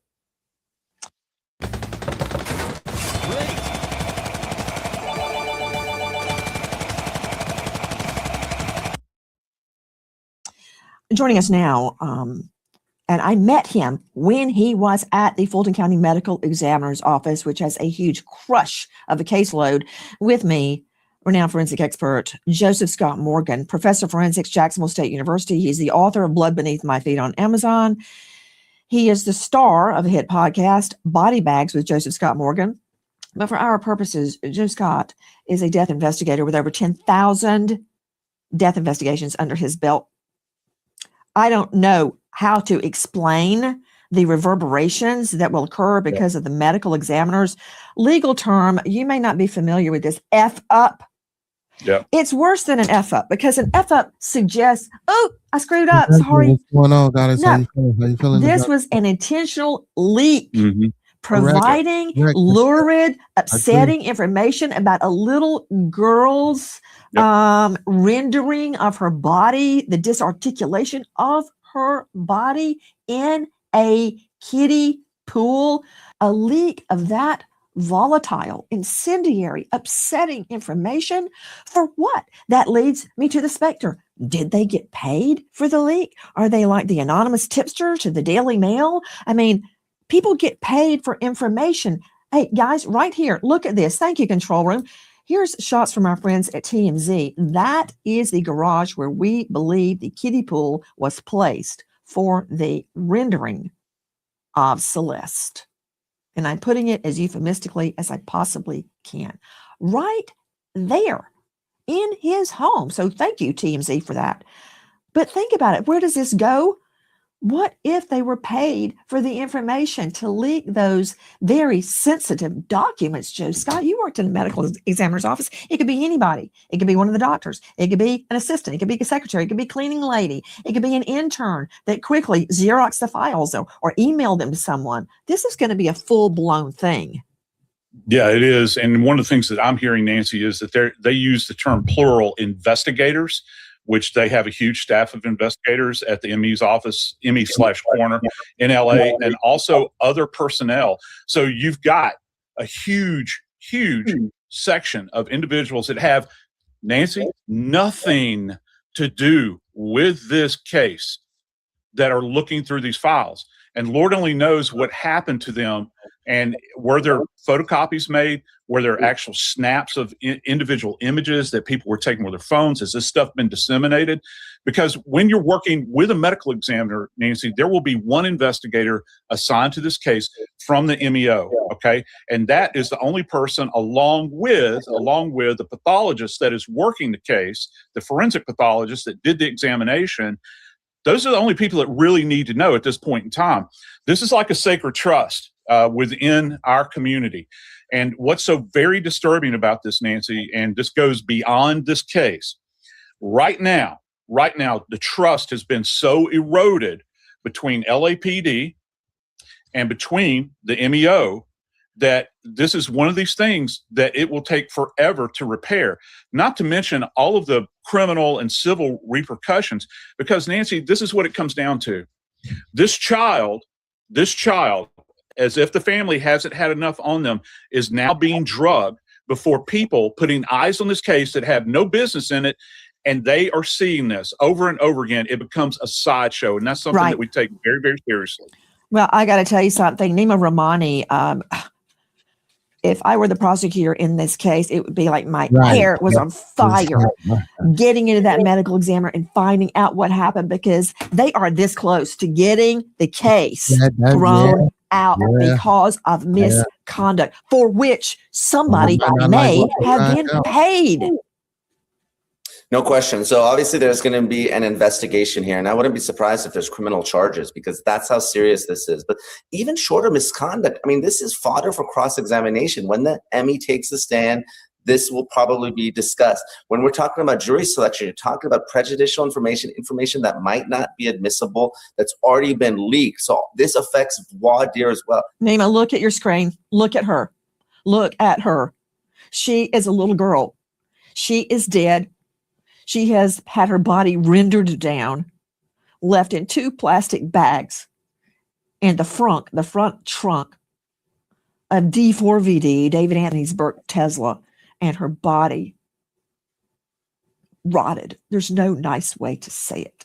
That is what is at stake. You mentioned cross-exam. Okay, that's a potential remedy for what has happened, but I've made out a list of what I think are possible remedies. Number 1, change of venue.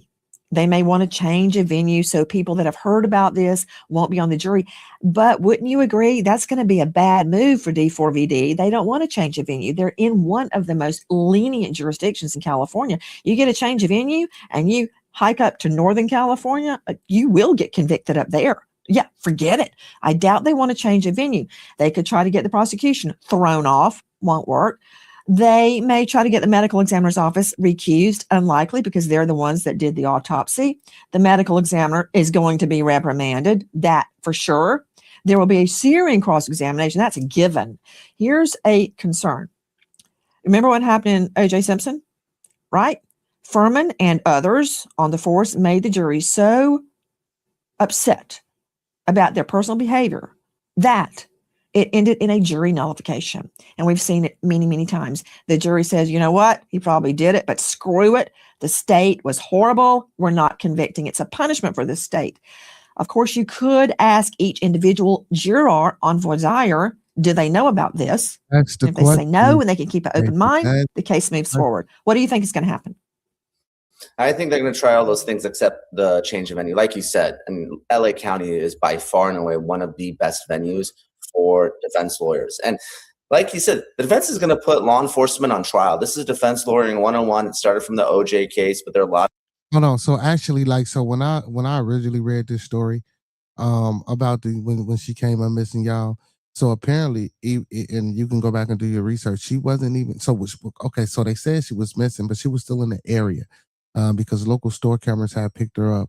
You know what I'm saying, going into the stores and leaving out. Now, where she went after that, they didn't know, but apparently sometimes after she was missing, you know what I'm saying, she was still within the area according to these cameras. Now, I don't know whether she came back to this area, however the case may be, but I doubt if he was in California, they was doing all this traveling, right?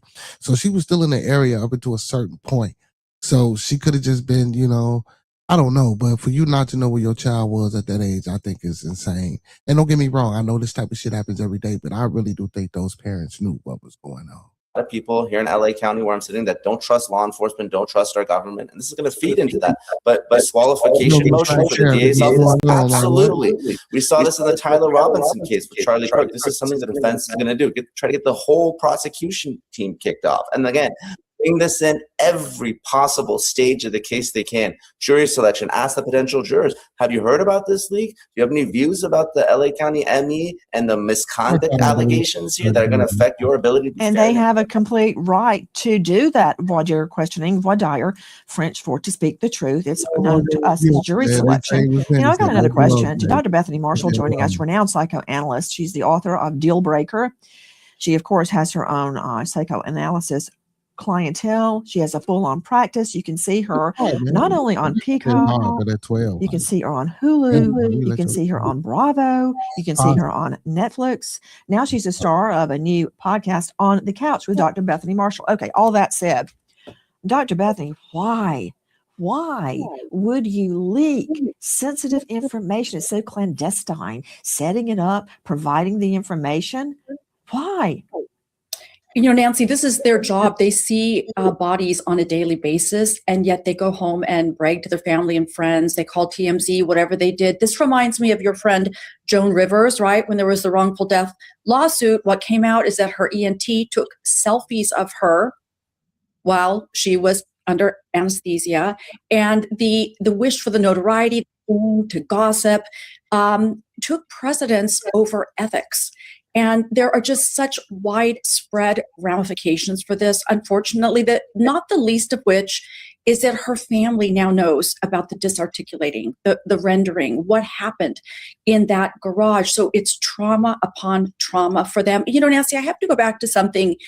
If his was showing in court, if he is sending the message, kiss my to the judge, how did he treat an 11-year-old little girl? What kind of power did he have over her? And what did the MEC, when they were investigating this, what did get leaked? It probably is a lot worse than we even know.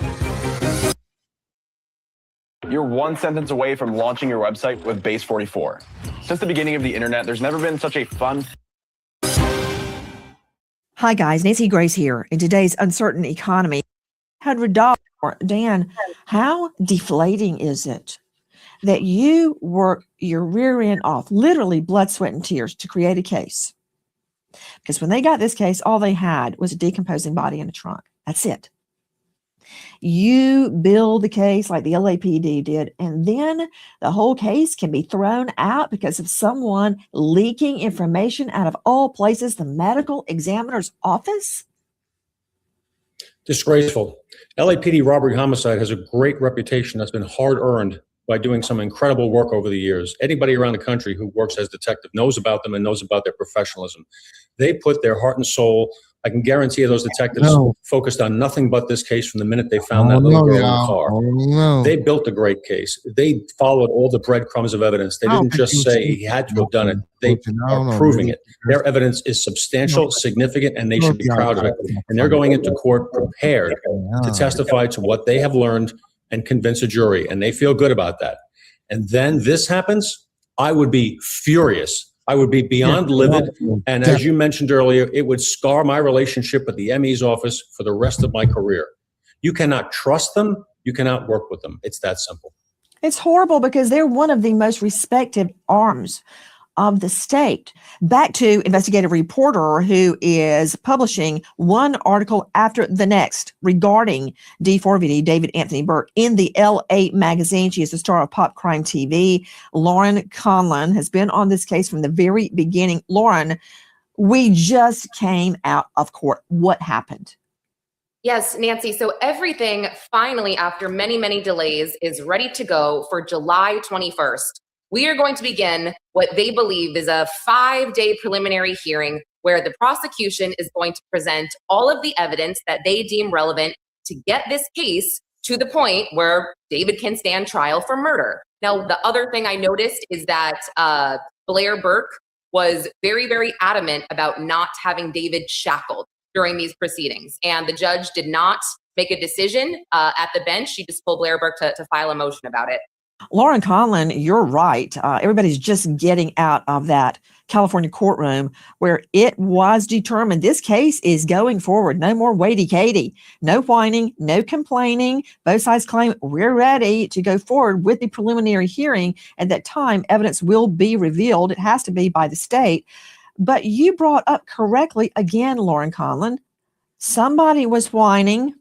The defense brought up a shackling issue that they wanted to talk about when it came to David and the guards. So basically the judge, there wasn't a motion brought up already. So the judge said to bring up the motion and she will address it. My assumption is they may want to maybe limit some of the shackling that he has, maybe when he comes in or something. Okay, that's from our new friend at The Light True Crime on TikTok. Joe Scott Morgan, before I go to Nima Rahmani on this legal issue, D4VD, aka David Anthony Burke, is in court whining that he's shackled. Number one, there's not a jury. You can't have somebody shackled in front of a jury, Constitution.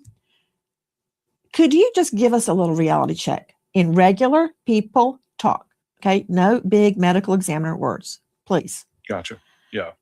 What happened to little Celeste, age 14? What happened? And he's whining about shackles. Go ahead. So that's our pitch. But if AI can't explain itself, who's liable when it's wrong? She has a sharp force injury on the right aspect of her ribs. Okay. And it passes through there, doesn't touch the lung. It just goes over the top of that rib. However, if we go to the right side, and all of our friends out there, if you will take your right hand, your fingertips, and find the base of your ribs on the right-hand side, okay? That's where your liver is. This sharp force injury passed into the liver. And a lot of people think that if you sustain an injury to the liver, that perhaps you would die suddenly. Nancy, this was a long and languishing death. I've worked multiple cases involving trauma to the liver. It's a slow bleed. I find that very interesting considering some of the language we've heard in the past about this case. To watch her bleed out, and this would have not been immediate, okay? Then after that, he disrespects her remains after she is dead and begins to render them down. How does he do that? Well, we've heard the term saw, chainsaw. We've heard all of these different things. And then if that's not bad enough, Nancy, he takes her body and allegedly and places it into this trunk of this vehicle, drives it around. And Nancy, what we have heard is that they have used the term, liquefied.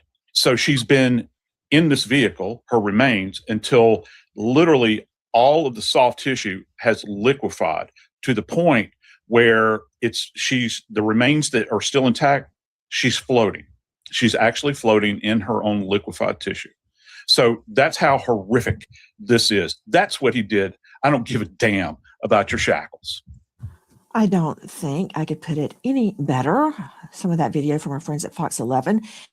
Nima Rahmani, jumping from Joe Scott's accurate and heartfelt explanation. What is the law on whether a defendant can be shackled, wear prison attire, you name it, in a courtroom? So a criminal defendant can be shackled, certainly, and can wear prison attire. But generally speaking, when a jury is present, they are going to be allowed to wear civilian clothes. It's just too prejudicial. When it comes to the shackles, generally speaking, again, it's up to the judge. When a jury is present, they will not be shackled. It is too prejudicial. And of course, here in LA, we have cameras in the courtroom. Those cameramen and women, they are instructed not to film a criminal defendant shackled. So oftentimes you won't see them coming into the courtroom because they will be shackled. Those shackles will be undone. You'll see LA County sheriffs behind the defendant. And only when the shackles are undone will that defendant be allowed to be recorded. Because again, we're talking about appellate issues, prejudice to the potential jurors. And this is why the defense is Nima, making— please stop. Please stop. Are you looking at your monitor? Can I see that? Yes. Oh, talk about worried about how he looks. Here's a guy, quote, dating a little girl he, quote, met at age 11 wearing I love boobs. Let me see, Nima Rahmani. So this little girl is ordered up like a pizza by him on an Uber to his house. It's just like ordering Chinese food. She comes over. I love boobs. Really? And now he's worried about how he looks, his clothing. He must not be that worried. He's showing his ASS in court with his pants pulled down in the back. But yet they're whining that his shackles are bad. That's a bad look. Really? Do you not see the irony here? Can I spell it out any more clearly for you, Nina? I do, Nancy, but these are criminal defense lawyers and they're going to push every advantage they have. And one of them is pretrial publicity. That's why this Emmy leak is a big deal. That's why being filmed in prison garb and shackles is a big deal. And that's why judges do everything they can to protect their rights. Was she rubbing oil on him? Oh my goodness, he's got somebody to rub oil on. You know what? Okay. Lauren Conlon, the case is going forward. The defense claims they're ready with much bravado. Then they give a little, they say something about, but we haven't gotten all the discovery yet. There you go. There's an opening for them right there. Come showtime, go time. They're going to say, we didn't get all the discovery. They want to appear as if they're ready to go forward, but they're giving themselves an out. Did you hear that?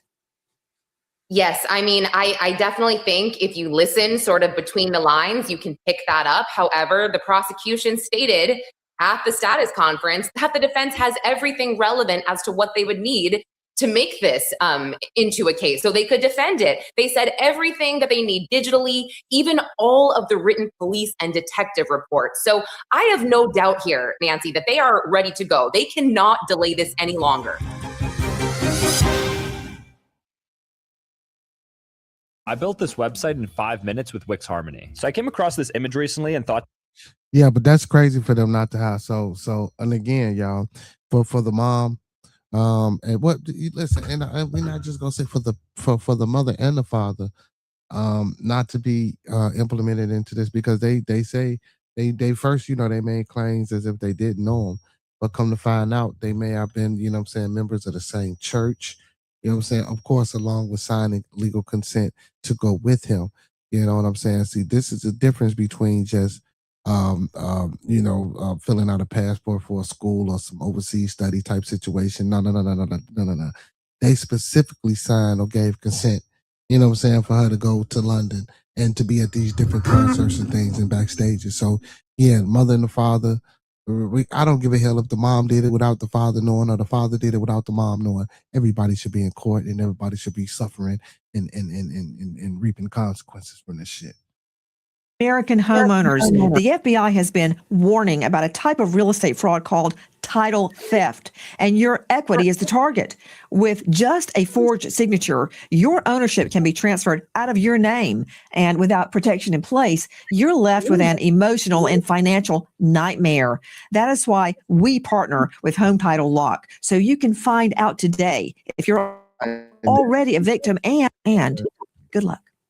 In the last days, new video has emerged of D4VD David Anthony Burke apparently driving home, quote, straight up after killing someone. He's videoing himself. POV, that drive home after straight up killing someone. And as you can see, David reposted it. But shortly after she was actually found, he went and unreposted it. And I mean, who is this target audience even for the original post? And the fact that he reposted it and then what he's being accused of doing is just crazy. That from Nehemiwim 9Q on TikTok. Okay, Dave Mack, what are they talking about? Nancy, what they're actually dealing with here is not a video created by D4VD, but it is a repost, meaning he saw this and he thought it was really great, and so he reposted it, which, I mean, think about the deliberate nature of that, of seeing something somebody else has done and going, I identify with that. I need to share this with all my peeps, which is exactly what he did. And I would imagine at some point, one of his inner circle went, hey, dude, probably not a good look for you, pull that down, which Burke did. But he reposted it. It's just, I'm incapable of understanding what's going through a man's head that thinks it's okay to do this at any level, but he did it. And then, like everything on the internet, it stays forever, Nancy. Okay, let me understand. Am I seeing Matthew McConaughey? I'm sure he's so happy that he has been made a part of this, part of the D4VD David Anthony Burke murder case. So let me see it again. So the night we believe Celeste is killed, 14-year-old Celeste, his mind is way past that, according to the state. D4VD is identifying with Matthew McConaughey, the guy who's worked his rear end off to be a Hollywood star. And he is identifying with McConaughey driving a luxury car. Okay, fine. But the point is, this is right after, according to the state, hours after Celeste has been killed. What is this telling you? Help me, Bethany. Nancy, this is glorification and the death of another person. This is triumphing over the love object, triumphing over the victim.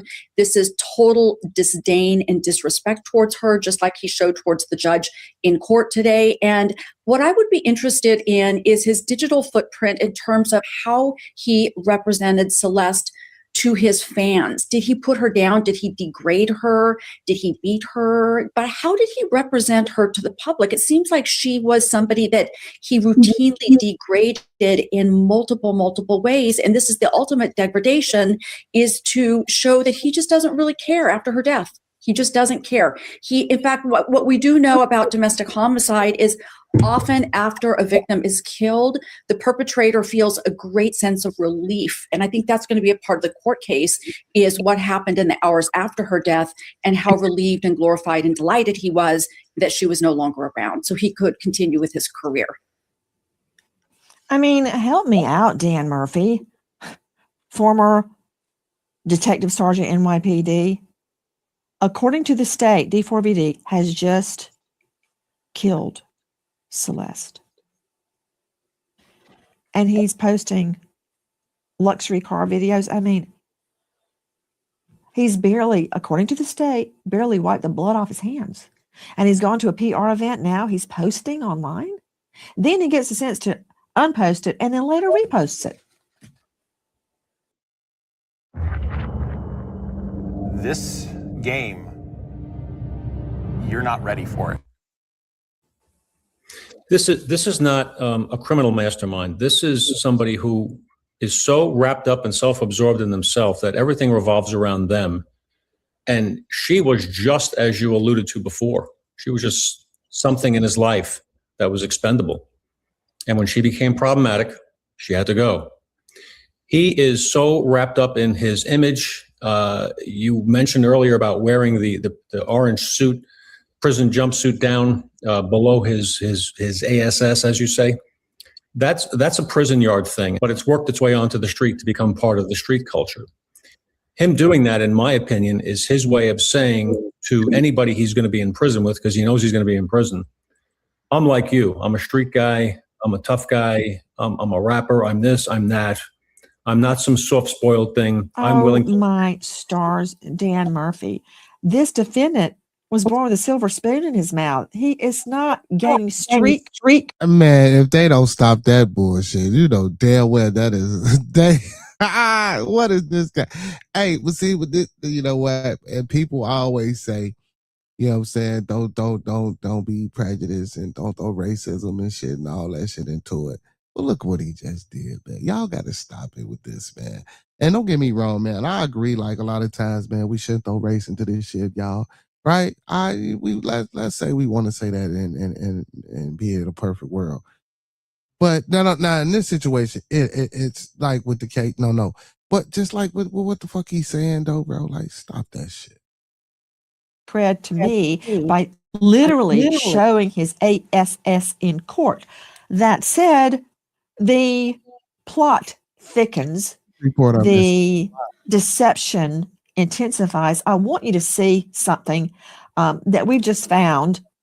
This is D4VD with Celeste in the back of an Uber. Watch. Keep looking. Keep watching. Watch Celeste. Once again, she's covering her face. I mean, keep it up. To Lauren Conlon and Control Room. Oh, that is from our new friend and operative, Orden Yu, on TikTok. While Lauren is talking, I want to see that. I want to see the other pictures. Very calculated, where she's always hiding her face in pictures. Lauren Conlon, why would she be hiding her face other than to hide the fact she's underage? Well, I think you nailed it right there. And Nancy, I had never seen that video of her in the back of the Uber, and my heart is broken. Her hands, her little hands, they just look so small. She looks like a child to me. And it's breaking my heart even more, especially amid all of these issues, these procedural issues that are going on right now. And I also want to point out, Nancy, that video of Matthew McConaughey that David reposted, it's giving me the chills because David went back and forth to Santa Barbara, the alleged dump area where her ID was found. I'm seeing all of these parallels between other notorious killers. Dr. Bethany Marshall, what about it? Well, it shows consciousness of guilt, premeditation. Preparing for a dump site is one of the things that we assess for when we try to determine how premeditated was a crime. And usually that involves a lot of driving, looking for just the right spot. I'm going to guess he drove to Santa Barbara, drove back, couldn't find an appropriate dump site. And that's when allegedly he bought the kiddie pool, the chainsaws, As Dan said, he's not exactly a mastermind. He ordered those off of Amazon, but when one plan failed, he went to the next. That was plan B, that disarticulating of her body.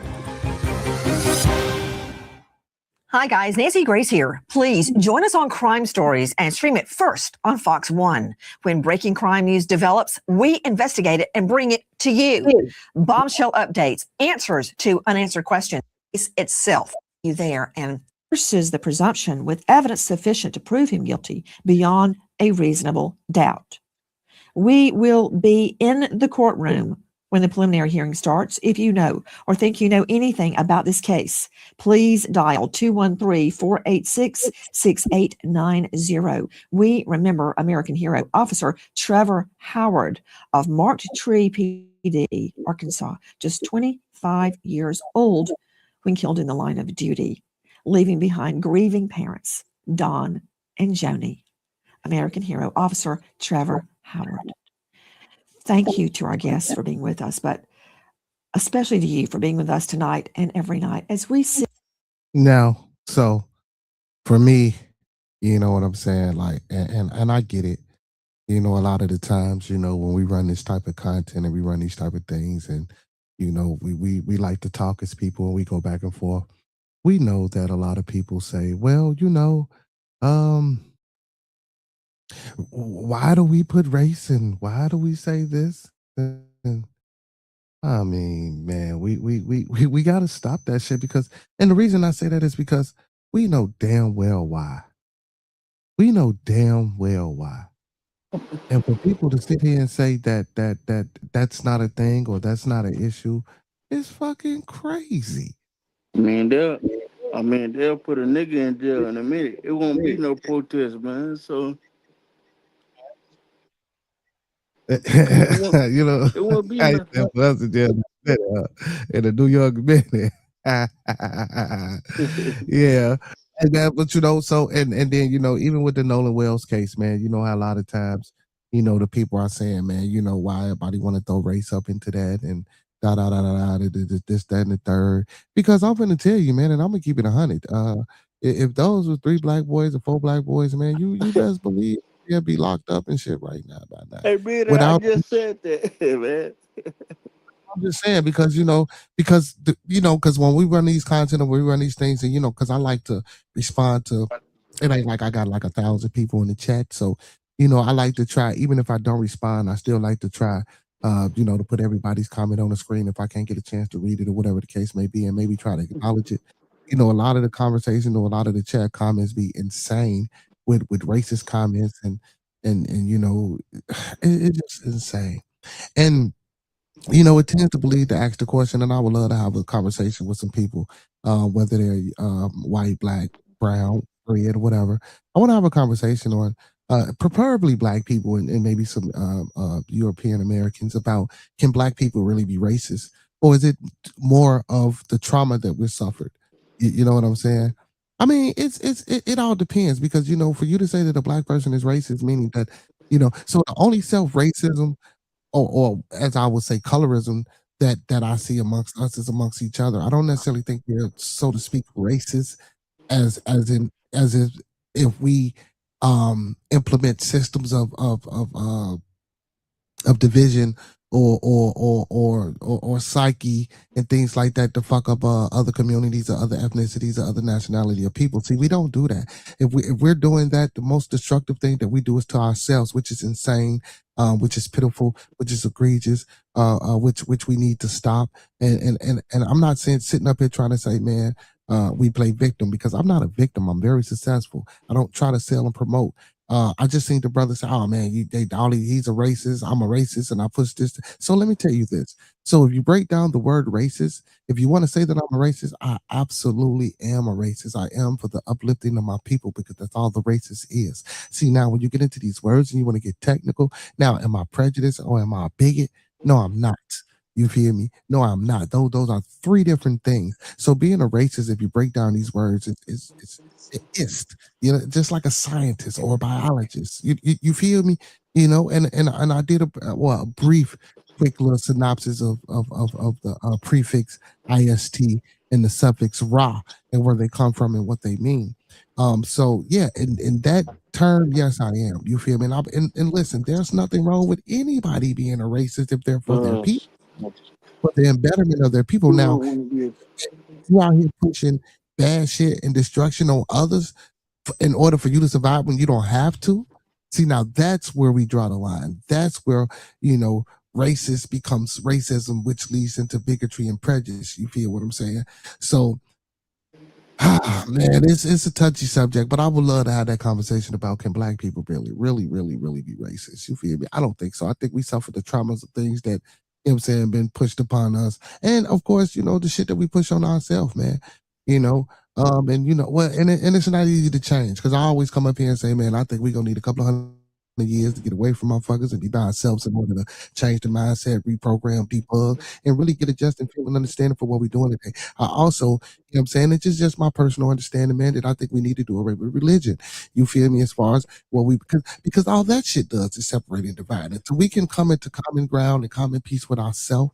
That's why I push those 5 key components when I started in my show. Love, peace, respect, motivation, and inspiration. Those are things that you should be doing for you. And once you can internalize and accomplish those things for yourself, you can start spreading and resonate that energy off into your community, off into your family. And again, also family. That's another things that need to be, you feel me? Women, close your fucking legs. Men, keep your shit to yourself. Stop busting. Listen, be responsible when you're out here doing these things. Like, man, you got to understand if you're not ready for these things, man, don't participate in these things. Family is very important. You feel me? Effective communication also, man. The way we communicate with each other is fucking crazy. It's insane. We can't even have a conversation without emotion. Now, don't get me wrong. And yes, conversations can be emotional and they are emotional. And I'm not saying that we want to separate emotions from conversation, but what I'm saying is understanding emotional intelligence and emotional control. You feel me? You have to have emotional control when you're having certain conversations with certain people during certain time because you know that this conversation is going to go that way. We'll be able to control yourself because of course you're going to disagree. We're not always going to agree. Even listen, when people come tune in to watch me, I know 100% that everybody don't agree with no, you don't. Now, some things you might say, okay, well, I feel that, brother. And other things you might be like, man, get the fuck up out of here. But that's to each his own. That's to the individual. You know what I'm saying? And I'm not knocking religion. I'm not knocking it at all. But just a different code of conduct. That's a different set of policies and understanding and treaties that we should have amongst ourselves. If we're going to separate it, we're going to reprogram and debug and come back into a people and find a common goal that's going to help us succeed and become great. And again, I'm not saying it. Listen, and people always want to say, well, why do you say you're people and shit like that? People are people. You people are not fucking people. Yes, we are people. Yes, we do bleed biologically. Some of us are the same, but some of us are not, right? But what I'm saying is, for my melanated brothers and sisters, man, and people hate when I use that, I don't give a fuck. You feel me? But for the people that look like me, we are the ones that's in turmoil. So why the fuck am I up here trying to relegate or subjugate my conversation to uplift every motherfucking body when everybody don't need uplifting? That's just like me, not pouring into myself, and I'm steady pouring off into everybody else. And I'm steady declining as a person, or I'm steady losing out, or I'm steady becoming empty because I'm giving everything out to everybody else. No, I have to take care of me. If I can't take care of me, bro, I can't take care of my family. I can't, take care of everybody else around me. I got to be mentally stable. I got to be physically stable. I got to be all these things as well in order, for me to be successful and do what I need to do. You know what I'm saying? So, I mean, it is what it is, man. But it'd be a lot. It'd be a lot. And and it's hard to know what to say and what's the wrong thing to say because again, we all have opinions. We all, have a different understanding. We all perceive things different. We all understand things different. We all download things different, and that's important to have that individuality, right? But again, at what point does individuality and logic you know what I'm saying, actually meet and come together and say, this is this, this is black and white. You know what I'm saying? Like, this is what it should be. This is what it is. And this is what it's always going to be. I think us as humans, when we interject our fallacies, we tend to change. We tend to mold things to our own reality. And again, it's just, it's insane. It's insane. It's insane. She says religion in the 21st century isn't the same as 1970 to 1990. I mean, I perfectly, and I agree, but I don't want none of it. I don't want none of it. You say your family say when it comes to white people, Mexicans, you racist. He say right, the folks love to say black and brown coalition. There isn't a black and brown coalition. People need to wake up. And that's absolutely right. There's no coalition. What it is just everybody is for themselves, right? And I'm not saying that you shouldn't be for yourself and for your people, but I think my people need to be more into ourselves. I ain't talking about, listen, I ain't talking about going back into no motherfucker. And listen, I'm a historian. That's what I went to school for. That's what I study. That's what I come up here and you know, for the most part, before I started doing the content of the Nolan Wells and the DVD, D4D or whatever, things like that, you know, I'm all about, you know what I'm saying, the empowerment, the uplifting, the social, the political, the economical development of our people, right? You feel me? That's mostly what you've not necessarily so militant and radical, but just, you know what I'm saying, for understanding. You know, I believe we need financial literacy. I believe we need more community engagement. I believe we need more effective communication with our youth and with each other in order to sustain what we're going through. You feel me? As a people. You know what I'm saying?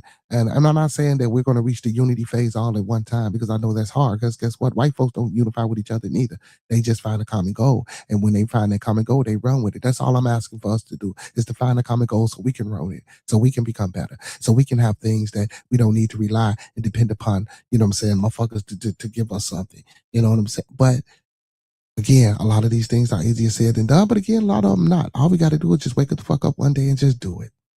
Just do it. Real shit, just do it. You know, a lot of us complain about when we go to black stores, we got to spend, you know what I'm saying, this amount of money or that amount of money. But do you understand why? Because they're not buying in bulk. They don't have warehouses. They don't have these things. So instead of complaining, let's put money together in community, man, and get these things for us so that we don't have to suffer and pay these prices. See, if we work together, we can knock down a lot of the shit that we complain about.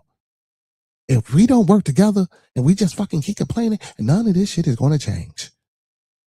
And I'm not saying it takes millions and millions of dollars, but guess what? If we come together, we can get that and do that. But, I mean, teach its own. But before we get up out of here, man, I want to get into this conference yesterday that was had with the Nolan Wells case.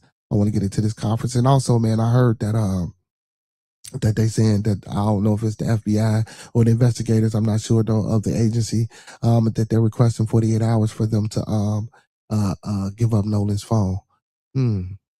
But let's get into this. Let's get into this.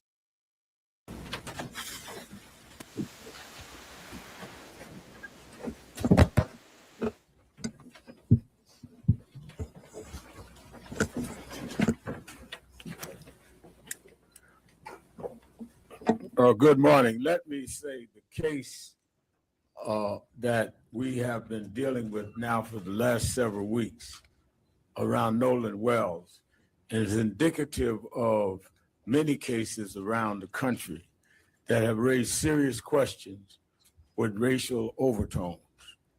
Attorney Crump and I are going tomorrow, where I'm doing the eulogy for a young black man in Madison, Wisconsin, homeless, and they say had a knife, and there's the tape of him being shot, 3 cops surrounding him, shot and killed, 4 shots.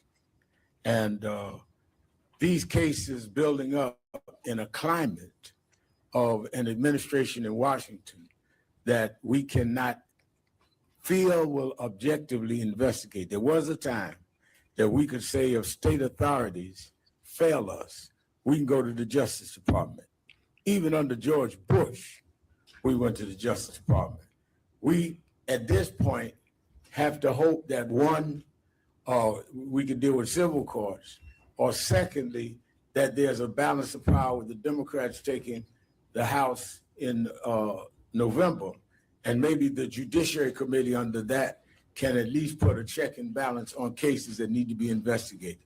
But we are right now where we have 2 parents, lovely parents, I've gotten to know them, that really don't have an answer to a question. Is it a civil rights violation or not? And we do not know. How do you trust the words of people that say immediately there was no foul play when you haven't even investigated whether it was foul play? How do you trust people that come back from something that happened and never really give you a straight story of what happened, including you have the keys to the car? So when you have more questions than answers, you have to have people that will drive the answers out. And that's what we do. And that's why I've been involved. And that's why we stay involved. And it gets worse and worse and worse. The parent of one of the boys threatening to sue us for asking a question. Base 44 super agents, the next thing you can't live without. Clearing up your email, scheduling meetings, and delivering.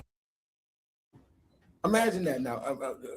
Some of you, y'all call it, what do you feel about the parents? One of the boys says he's going to sue you and Ben Crump. Sue us for what? For saying what happened. So we've gone back that far. And that is why we're going to stand with these parents, because usually, you know, I come from Brooklyn, New York. I was born and raised there. I don't come from the South. But my mother used to bring me down south to my grandmother in Dothan, Alabama. And Congresswoman, my grandmother told me, you see that pen over there? I said, yes. She said, that's a pen of hogs and pigs.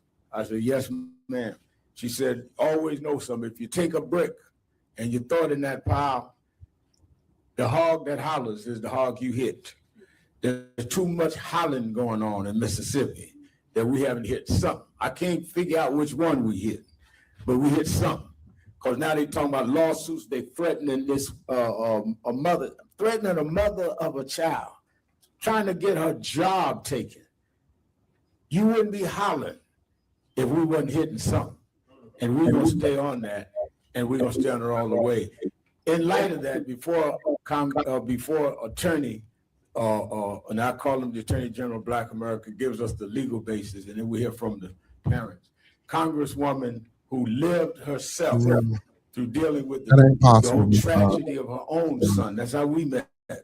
On a plane. She was a flight attendant at the time. And she stopped me on the plane and said, Grandma, why are you dealing with my son's case? And we started a relationship. She ended up being elected right here in Georgia and reelected. They redrew her lines and she was reelected anyhow. The lines couldn't reduce the favor of the people. Congresswoman Lucy McBath. Good afternoon, everyone. First, I want to say thank you to Reverend Al Sharpton, and also thank you to Attorney Crump for being the armor bearers for this family, the Nolan's family. It's a really, really sad occasion that we're here again. I was just saying to my staff on the way in, it's like this brings back so many vivid memories for me and my own family, having lost Jordan to unnecessary gun violence in November 2012, Black Friday, simply because he was Black and playing loud music in his car.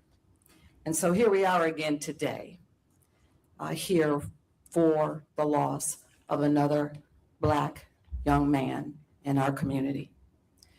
And we find ourselves asking the same questions.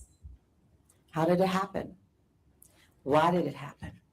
And this family stands here demanding answers. This family deserves answers. I myself sought the same justice for my son Jordan that they're seeking for theirs, and they deserve answers, and they deserve justice. Justice that should not be denied this family, or should ever be denied to any of our children or our lost loved ones. As a member of the Congressional Black Caucus, I'm the second vice chair of the Congressional Black Caucus. We are demanding a full federal investigation. Kash Patel, we're demanding a full federal investigation as to what has actually happened to Nolan Wells. We want to make sure that every stone is unturned because his life matters. All of our children's and our families' lives matter. And we must fight back. We must stand up and we must demand accountability for this family's loss. We cannot turn a blind eye to what continues to happen again and again and again. That's the reason why I ran for Congress, to make sure that we continue to put a face on what's happening to our families and our communities every single day. This almost feels illegal to know if you're a side sleeper. What?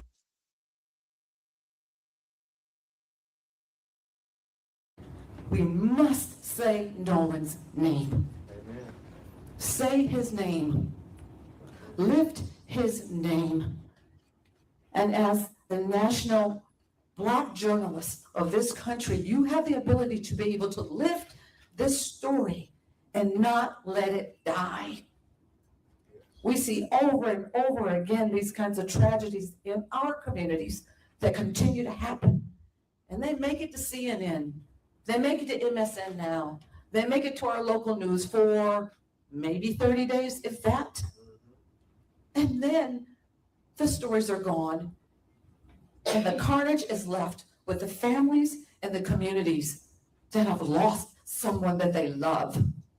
So I thank the National Black Journalist. Thank you for lifting this family story. Do not let it die. Continue to say his name. Continue to tell his story, because they deserve justice, and it matters. It mattered for me. It mattered for Trayvon. It mattered for Eric Brown. It matters for all of our loved ones that we have lost. As Attorney Crump comes, let me say, as Congressman McBath has said, the caucus has asked the federal government to look into it. For those of us that are worried about the politicalization of the present administration, that is why January becomes important, that we have a judiciary committee that can also monitor when investigation happens now or does not happen. So it won't end there. They may come out with any announcement they want in the next month or so. We having the big march August 28th in Washington we must deal with voting rights. So we have the right people in so we can check and balance. I want to say to people in Mississippi, whatever investigation you come with, once we have a fair and balanced government, your investigation will be investigated. It will not end. Now, what does any of this got to do with goddamn no Benjamin Crump. Thank you so much, Mentor. Reverend Allen, thank you for helping not only lead the effort to get to the truth, but keeping this family in your prayers as you have done so many more families, giving them support. I'm Attorney Ben Crump, along with Attorney Eric Hertz, Attorney Lisa Park, Attorney Ahmad Smith. We have the honor of representing the family of Nolan Wales. Obviously, you all have come to know his parents, Christine and Elmore Wansley. And this is hard. I heard Congresswoman McBath, who lost her son Jordan almost 12 years ago, and it's still raw and emotional when you hear her talk about the loss of a child. I mean, he's not coming back, and that is the story. Everything else is just, hyperbole, is distractions. The story is what happened to Nolan Wales. Somebody knows something. Somebody saw something. I'm thankful to Reverend Al Sharpton and Mr. Tyler Perry and Terrell Owens and Byron Allen putting up these rewards. I understand others have now put up rewards, and that's good because that means we all have the same objective. We want the truth about what happened to Nolan Wales, and it is urgent. It is urgent because each day that goes by, you worry, will we ever get to the truth? And so that's why we want to thank CBC for calling on the federal authorities and anybody else who has resources to help this family get to the truth of what happened to their son. I know I was talking to Christian Clark, and she said, no, let's make sure that all taxpayers' money that goes to support federal resources apply to our children too. I mean, let's say nobody should say, oh, it doesn't matter that much because it's a black child. No, it matters. All of our children matter. And so we are going to continue every day to say his name, Attorney Hertz, Attorney Park, Attorney Smith, trying to work with the local district attorney to give them what they need to do a thorough, fair, full, impartial investigation. That's what we're asking for. Everything else is just a distraction because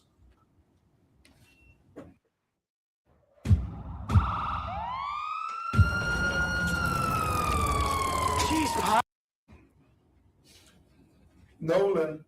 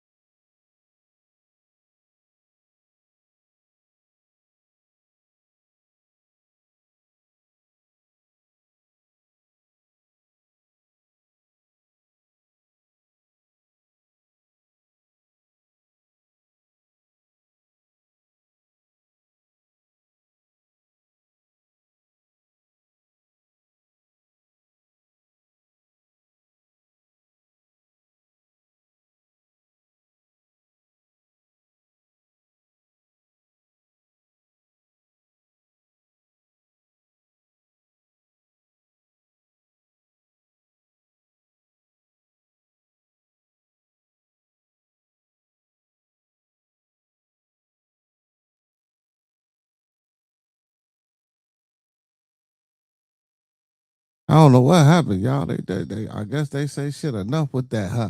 Hold on, man. Let's see if I can bring that back, man. So they were like enough with that. I Man, apologize. I don't his know what. birthday.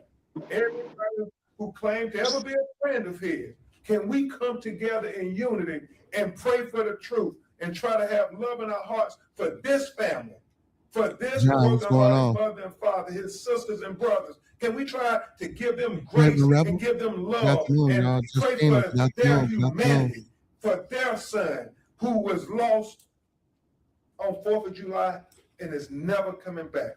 Is that so much to ask? Let's have a National Day of Prayer on August 19th, next Wednesday, for Nolan Wells. And at this time, we hear from his mother and father, then Eric, and this will try to answer your questions. Hello, everyone. Thank you all for having us, for platforming our son's story. As many of you know, his 19th birthday is next Wednesday. And it's, as the days gets closer, and it's definitely getting harder, that realization is really sinking in. That we don't have our son physically here anymore. And I think a lot of people have forgotten. Only thing we want to know is what happened. That's all we want to know, is what happened to our son. Because many parents out there, you still have your children. You still can hug them. You still can call them. You still can celebrate their life with them. And we do not have that anymore. Our lives have forever changed. This new normal is something I would never wish on anyone, not even my worst enemy. The hurt that we feel daily, the conversations that we have to have, not just with each other, but also with our other children as they are grieving as well. So we ask that everyone, please, next Wednesday, join us in prayer. Yeah, I don't know what that was. As for us as a family, but also too for everyone out there, but especially for Nolan and the process that we're going through. And again, we thank you so much.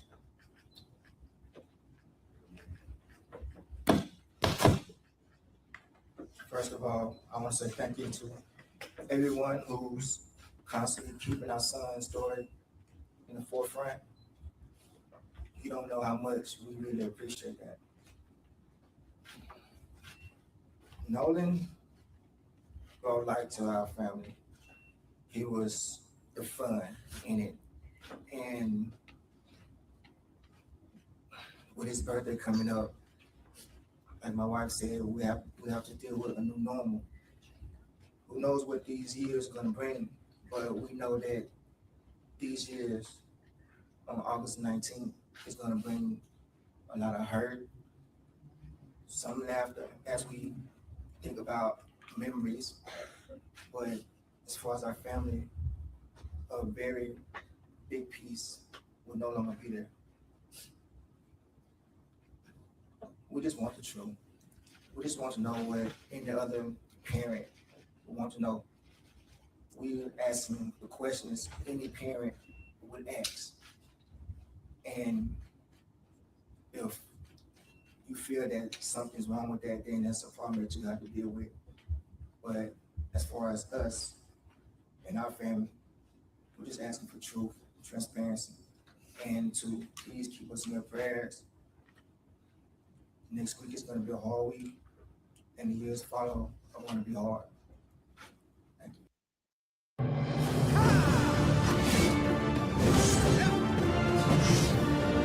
Yeah, I just don't like the way, like, I don't know, man. I'm starting to agree with people about this outside. Thank you very much. Christian Elmore, it never gets easy, Reverend Al. And they're asking, I know Reverend Jamal Bryant is coming to Ocean Springs. Anybody who can come to Ocean Springs to be at the prayer visual with them on a Wednesday evening at 7 p.m., please come. And if you can't come, please have prayer visuals in your city and your communities. We need to find out what happened. Attorney Hurts, Attorney Parks, and Reverend Allen, as we're trying to answer your questions. The family, obviously, the motion, and they'll try to answer questions if they can. Any questions? Yes, my name is Logan John, NABJ. yeah, give us where you're calling, where you. NABJ News. Okay. What do you believe accountability and justice for Nolan Walls should look like? It's very simple. As we always say, if it was your child, what will accountability and justice look like? Well, that's the same thing they want for their child. Whatever it would be for your child, that's the same thing they want. Whatever investigation you would do for your child, that's the same investigation they want. We're not asking for anything special. We just want equal justice for our children too.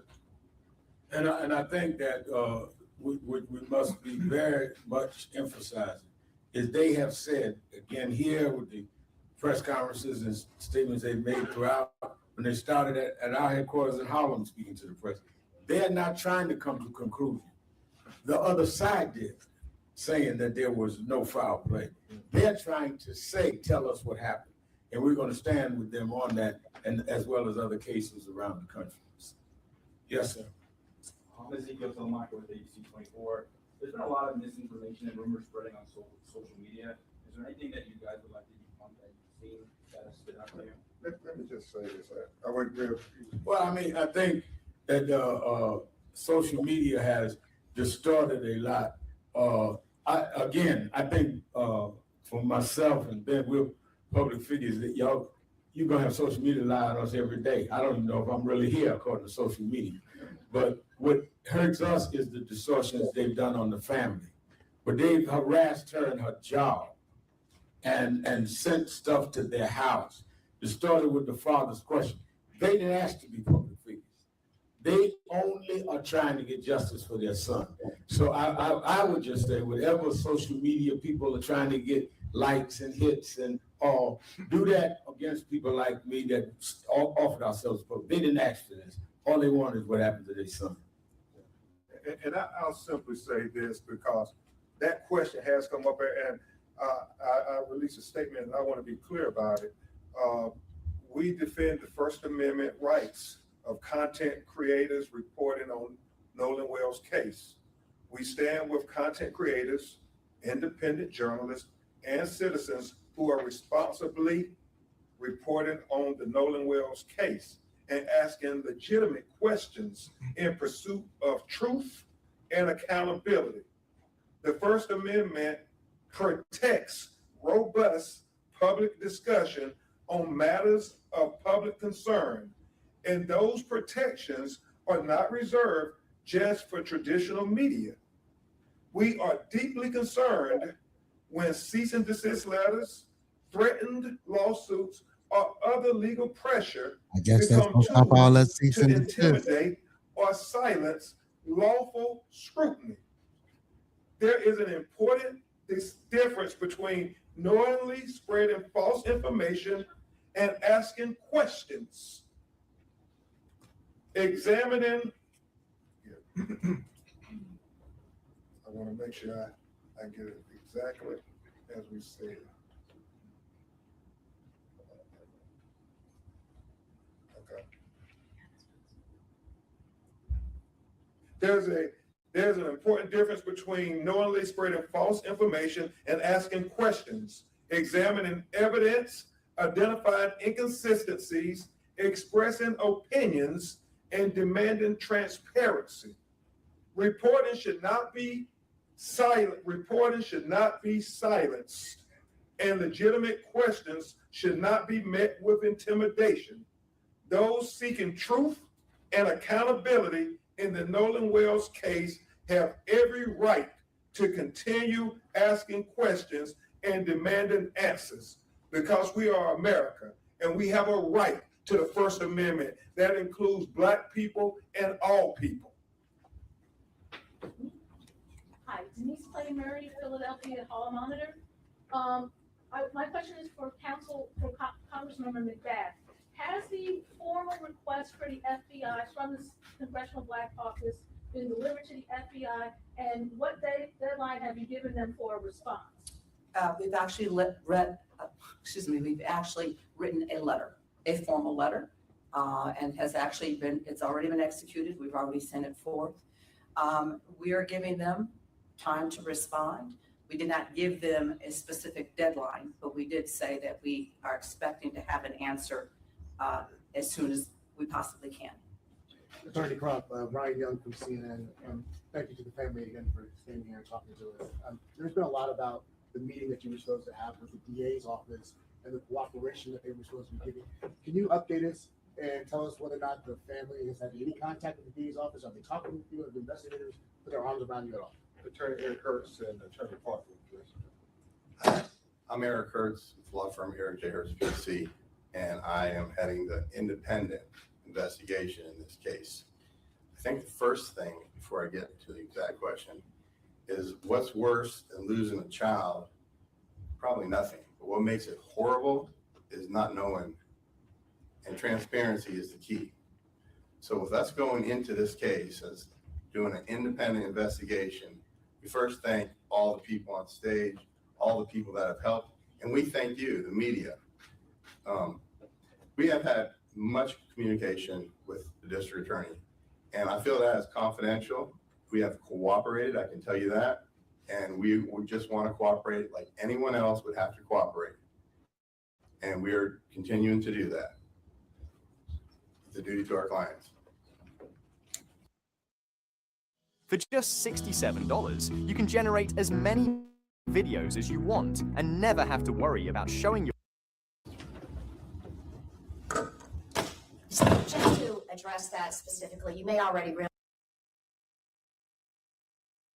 What's happening, man? What's going on, man? How you feeling? How you feeling? How you feeling?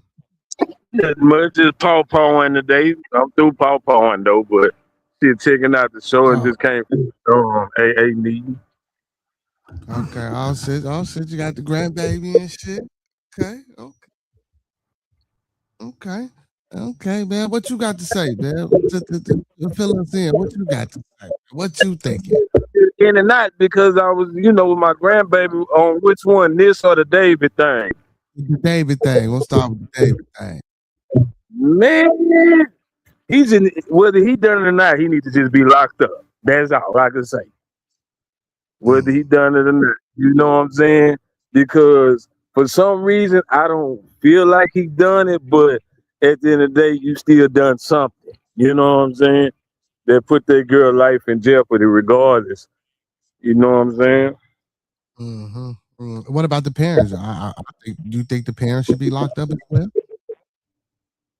I mean, I can't put my finger on the parents because at the end of the day, well, yeah, because if I'm not looking for my child, it seems like they know something, but they trying to stay away from something. Yeah, because they don't want to get implemented in the case. So I think the parents should be locked up as well. Because there ain't nowhere in the world my daughter missing and gone for days and months. Like when the little girl passed, they didn't even have you seen her? You know what I'm saying? None of that. You feel what I'm saying? So like that'll be a big question into it too. You know what I'm saying? Like why y'all wasn't even. I think they know of him. I think they know of him. Like I think they know what was kind of going on. Well, they said they the passport thing in order to go to London to his concert. They had to sign off on it. Right. And I'm gonna tell you another thing too. All these people talking about they thought that girl was 18 and older. Man, ain't nowhere in the world. Y'all just trying to stay out of it too because you can be like if I know it's like when you know your partner doing a crime, but you don't tell on them, so you keep quiet and act like you don't know what was going on. What they call it? Oh man. Accessory? Not accessory, is it? Yeah. They accessories to the fact. You know what I'm saying? But you can look at that young lady and tell that she wasn't 18. Don't get me wrong, but bro, there are people who look like that, but you could tell she was. And even if she, and let's just say, okay, even if she was, what the like, bro? He knew she wasn't. Right, because I never in my life met a 13-year-old that I thought was grown. You feel what I'm saying? Like, oh, she was like mind wise. You know what I'm saying? Like, she can like is the most I can feel like a person can be mature than their age is 3 years. So if she 13, she might act 16. You see what I'm saying? Like maybe she can go for 16. But there ain't nowhere in the world you thought she was 18 or better. Ain't nowhere in the world. Nah, I ain't no 13. Yeah, that was a little, you could tell, man, just the way she act. And but again, I don't know what she did. See, but we don't know. See, because maybe, if she was around, she might wasn't with the friends or around the friends like that. Might have came in or he might have come away. So maybe people didn't know. So maybe they only seen her one time, and maybe that's probably. I don't know. But again, lock his ass up, lock the mom up, lock the daddy up. Shit, the manager, because I think the manager knew. Everybody knew. Right. Lock his ass up. Once a lot of these people know these celebrities weird fantasies. You know what I'm saying? That's what I wanted to talk because I had heard you say, why would you mess with somebody? But some people just got weird fetishes, bro, and that's just their mindset, bro. And I'm not condoning it. I'm just saying some people just weird as fuck. You know what I'm saying? Yeah, that's just ridiculous, though, man. At some point, that's just a little bit outrageous. Yeah, you know what I'm saying? Like at the end of the day, you know what I'm saying? Like even if you was looking out for her better being, you not having this girl in school, you not, you know what I'm saying? None of that. Like, but bro, you got too much money. And that's what be tripping me out. That's when I know it gets weird with people, bro. Like that's why I'm scared to have a bunch of money because I never want to be weird. Well, hold on. But first of all, who said he had a lot of money though? He ain't worth that much damn money, bro. He not. You know what I'm saying? He ain't.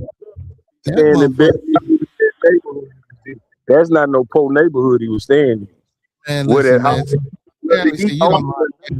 You don't know how the gang go, man. He ain't got that much money, my boy.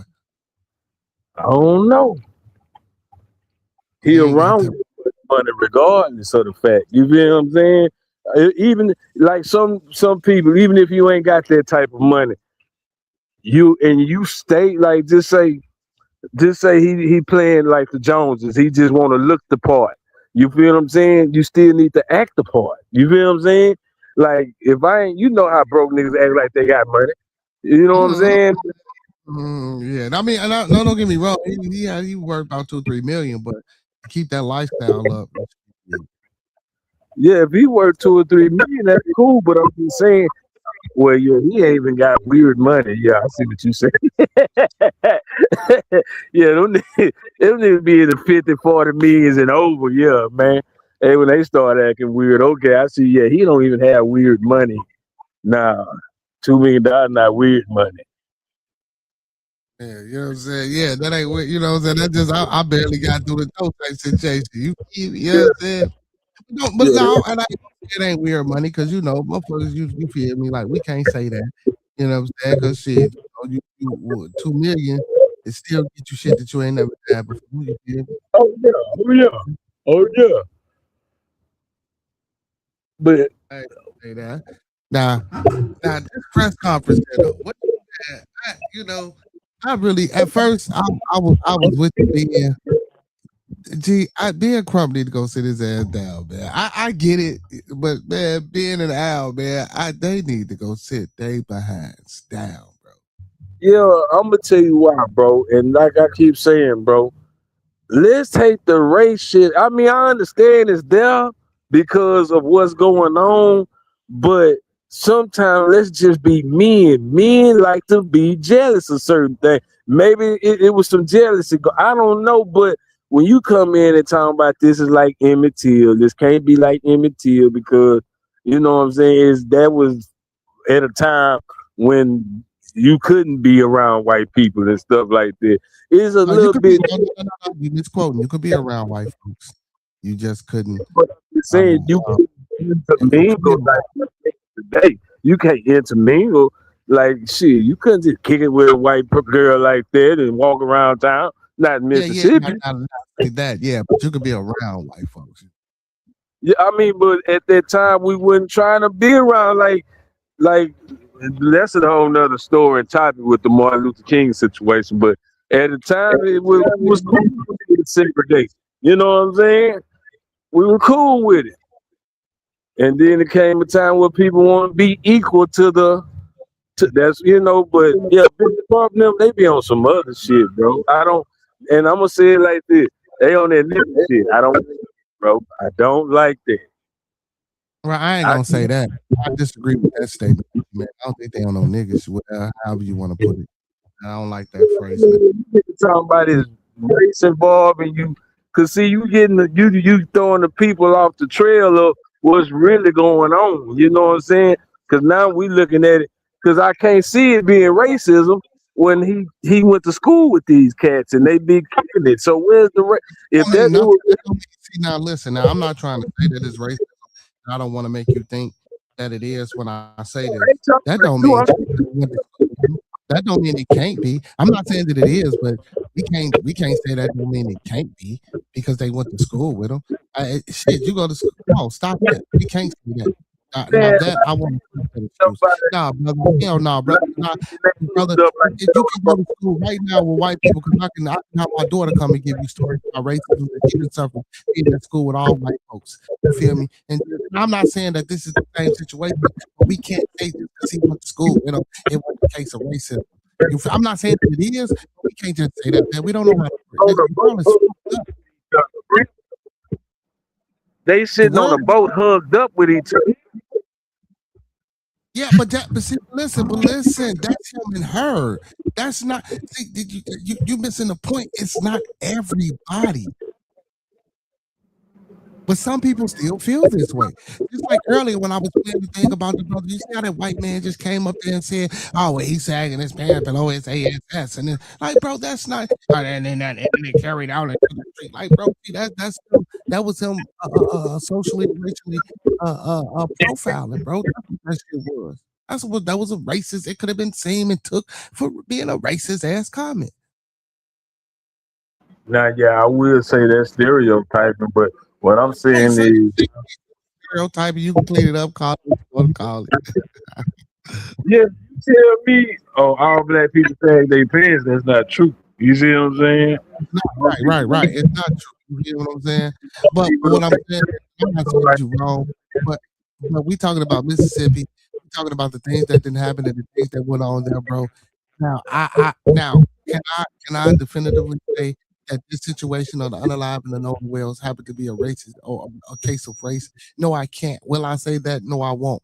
But now the cover up and the inconsistencies and the protecting, well, the so-called seems like it's protecting and covering up and hiding things. I can say I could probably make the okay, well, maybe that has something to do with, you know what I'm saying? They sticking together, they covering up for these boys. You can go all ways.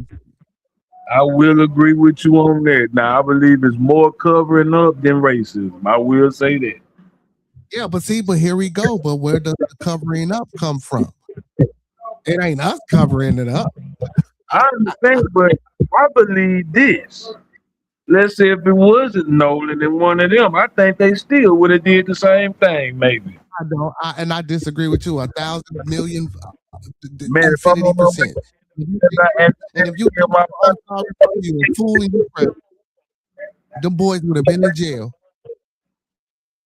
Them boys would have been in jail. And you know damn well them boys would have been in jail.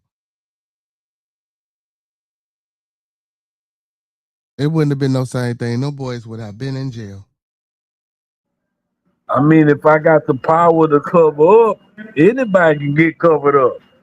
Man, You know what I'm get the fuck out of here. So what? They nobody, anybody. Come on, man. I don't know how you thinking. I mean, that's your opinion, but how you thinking anybody can get covered up? So you think the man? Stop.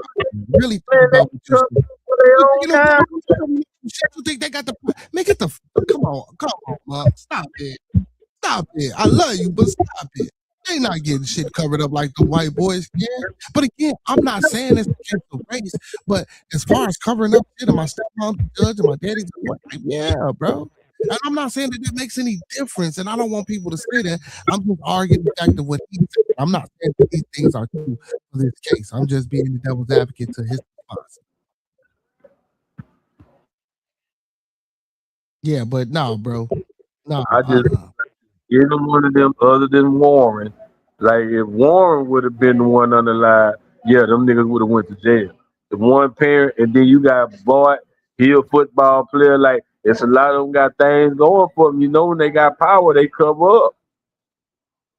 They cover up. We still ain't heard nothing about the Epstein file. That's a whole nother story. But I'm just saying, it's a bunch of cover up. Man, you ain't gonna hear shit, and y'all need to start that shit. You ain't gonna hear nothing about them rich white motherfuckers coming out, man. And I'm not saying that I don't want it to come out, but you're not finna hear nothing about that, man. All them people that's in that, man, they not finna let that shit out. Go back though. And sweep that shit under. No, let's go back to the topic, bro. Like you say, we ain't gonna hear nothing about those rich white people because I'm covering up for them. Even it don't matter. We'll cover up for our own kind. You see what I'm saying? That's all I'm saying. We ain't covering up shit. What you talking? I'm talking about on a major scale. We not talking about some shit in the hood. We talking about a fucking nationwide case. We ain't got the abilities to cover this shit up. Stop it, man. Regardless who. If some Epstein files came out about some so-called niggas, as y'all like the word to use, that shit be all over the place. All types of leaks, all types of things. Stop. Well, they already did that though. They already said it was. They named all the black folks they were supposedly there. Exactly. You see what I'm saying, man? And I'm not. Oh man. But see, we fell in the midst. What I'm saying, they still covering up for their kind, regardless. Right. So if this and I'm just saying, just look at it. If it wasn't about Nolan Williams, bro, and it was any one of them others, Nolan Williams would yeah, has nothing to do with it. And if somebody died on that boat, I believe they still would have covered it up, bro. Hell no, they wouldn't have covered up the white boys. You crazy motherfucker. One of the white boys would have died on that boat, and then all black folks, boy, them boys would be no fucking cover up, bro. You fuck out of here. I don't believe that. No. If this shit was flipped and the roles reversed, the boys would be in jail. That's bullshit. That's bullshit, man. Nah, that's just opinion. That's just my opinion. Yeah, that's bullshit. I don't know why. I don't even like thinking like that. Come on, man. You should know better, man. It ain't that I know, but that's what I'm saying. I know better. They will cover up. You know what I'm saying? Don't matter who it is. Yeah, I understand because of what's happening now. Yeah, But they should have known this was gonna cause a problem anyway, though. You feel what I'm saying? Because it wasn't no invention. But if they'd have said it was an accident, I don't really think it would have been this much press about it. That's what I'm saying. Because at the end of the day, I think they know something that they know is not an accident. You feel what I'm saying? And I think they just waiting to bring it to the grand jury. That's why they won't put it out there.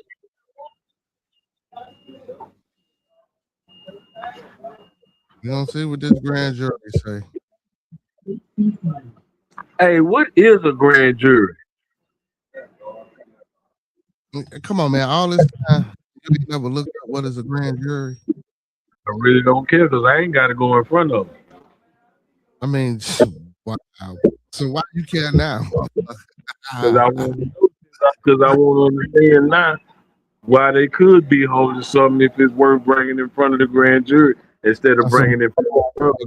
So I'm gonna give you the technical term. So a grand jury is a group of citizens that reviews evidence presented by a prosecutor to decide if there is enough probable cause to charge a person with a crime. They do not decide if someone is guilty or innocent, but whether a formal criminal charge called an indictment should be issued. And a regular jury decides over, you know what I'm saying, over those crimes, meaning that, they the ones that can, say whether you're innocent or guilty or not. I know what the regular jury is. I just, you know what I'm saying?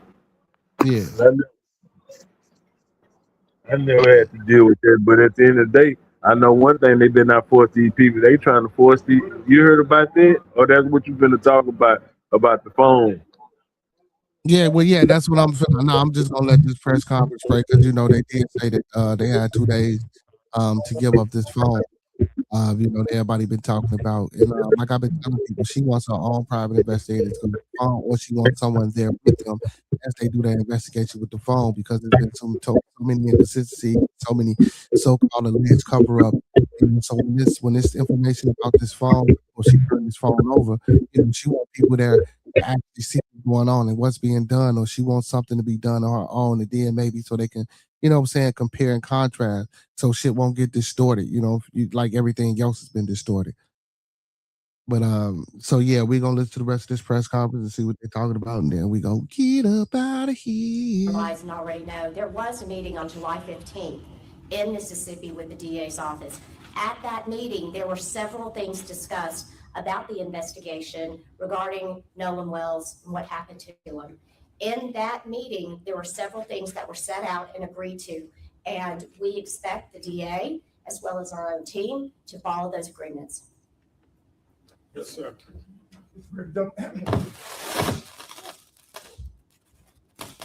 And it's Greg Dunmore from Post Beat Media out of Detroit, the ABC sister station TV 20. Evil prevails when good men and women remain silent when the facts come out, and they will come out. If it indicates that something sinister did not happen and it was a freak accident, will you believe that the truth is still not being revealed? Because if the truth is not going to indicate on some level that something sinister was done, will you not believe it to be something else? If the truth is that it was not. If the truth comes out, yes, and it's clear, then we will accept the truth. That's all we're asking for. And we only have said that the people that are attacking them for raising the question of the truth say the same thing. I think that we've leaned over backwards in every press event, at the funeral, me doing the eulogy, saying we weren't going to prejudge. Yet they keep getting lambasted. Imagine this: you're losing your child, and you're being attacked for asking what happened. I mean, they're not political figures. Why are they under attack for asking for the truth? So it's not about us accepting, it's about whether or not those involved can accept. Yeah. You know how much Black Wall Street Times? Wait a minute, they always try to shut us all out. We're not these slackers. Yeah, it's on. Yes, Nehemiah Franklin. Don't move the mic. Okay. Try this again. Okay. Yes, Nehemiah Franklin, the Black Wall Street Times out of Tulsa, Oklahoma. Condolences to you both. My question is for Mr. Wonsley. when you went to Jack's house and he used the past tense and literally said to you, from what you told us, the media, that the brother, or that he said that Nolan was like a brother a day before the body actually washed up, was that like alarm? Did it send any alarm bells through you at all? Yes, you said what you said. Traveling with your gun is a roll of the dice because the truth is, one small mistake, whether you know.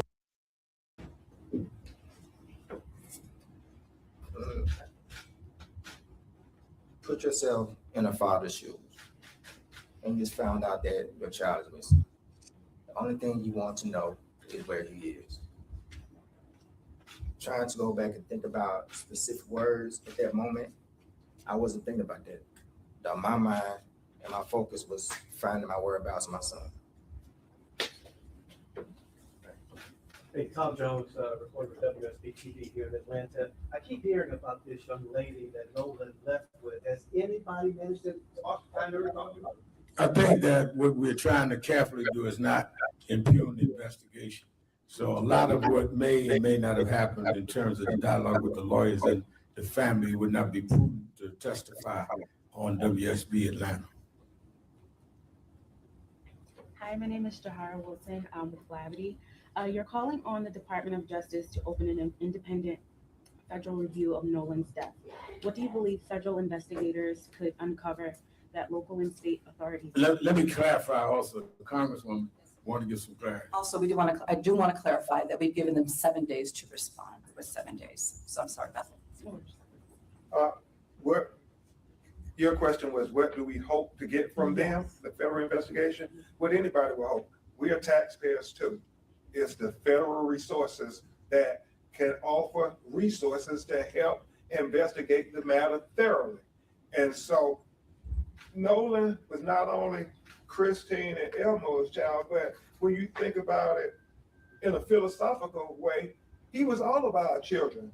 But by the grace of God, it could be our child next. And as American citizens, we have the absolute right to say our federal government should extend resources for our children like they will extend to everybody else. I would never forget when President Obama, with Reverend Al and I, when Trayvon Martin was unalive. And he said that it's important that we extend all of the resources of the federal government to help this family get to answers of the truth. And that's all you would want if it was your child. That's all they want if their child. Every resource available, help me, help us get to the truth. And let me say that and answer that. It's important that you understand that when we raise these issues, that's all what we wanted. We raised the issue, I was out front, Ben was the attorney with Trayvon Martin, and we finally got George Zimmerman in court. When the jury said not guilty, we said we disagreed, but we didn't go and attack his parents. We didn't go and chase him down. We accepted that. When we had the killing in Missouri with Michael Brown, and President Obama was president, we asked for the federal government to come in there. Eric Holder and them investigated the case and said there was no federal case that they could bring. We accepted that. So don't act like we don't accept it. We accept it when Michael Brown's case didn't go federal. We accept things when they're fair, but we want them to be fair. That's why I said, as the congressman said, they're giving them 7 days. The FBI come back either way, but we want it reviewed by the Congress at some point. I'm on my way tomorrow to Madison, Wisconsin, to deal with Ruiz shot on camera. Well, man, there's a company trying to get a contract that is in business with ICE. I'm going to talk about that tomorrow. We look at it from a civil rights point of view. They're dealing with it from their son. This is fresh in blood. Yes, ma'am. With Base 44, a simple sentence becomes your website. Page after page, ready for business. Plug in what you need, connect payments, sync calendars, and voila, watch notifications fly in. Sales, bookings, the good kind of noise. Edit, well, everything. Drop-in motion libraries. Give your site more life, from header to footer. Every click tracked, every action visible. Connect your domain so it's officially yours. Susanna Capaluca with NPR. Has the DA said anything to your attorneys regarding the joint investigation of the cell phone? I'm sorry. Can you repeat that, please? I'm sorry. Has the DA said anything, given any guidance on a joint investigation of the cell phone? We are in constant communication, and just like anything, I'd like to address the gentleman sitting next to you. What was your name again? Oh, Yeah, you get 2 shots. Yeah. This is Greg Dunmore. Okay.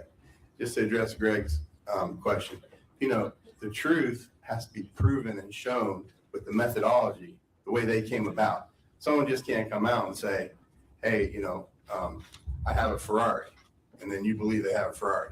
I don't have a Ferrari. The truth has to be shown. You got to bring them to your garage, show them the title. That's the truth. And yes, we will accept the truth. So the same way with what the young lady sitting next to you is saying, which is we have procedures that the courts require that we as lawyers ethically have to follow in order to turn over evidence. There's chains of custody. There's protected private information. And we are willing, in fact, today, I'm not doing anything the rest of the day, to meet with the FBI and our person, our expert, to go over that phone. And we've made that clear. So we're ready to do that at any moment. We just want to say one last point on that. I'm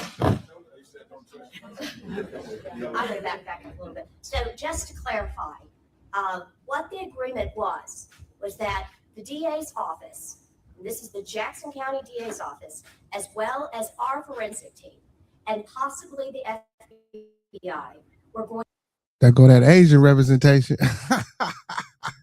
together download and examine the phone. So it's done one time with everybody together, right? This is very common in the law. I mean, what you all may be more used to is when there's a terrible car accident, and then there's an examination of that car, and everybody comes together one time. They don't move that car around, and everybody does their own thing.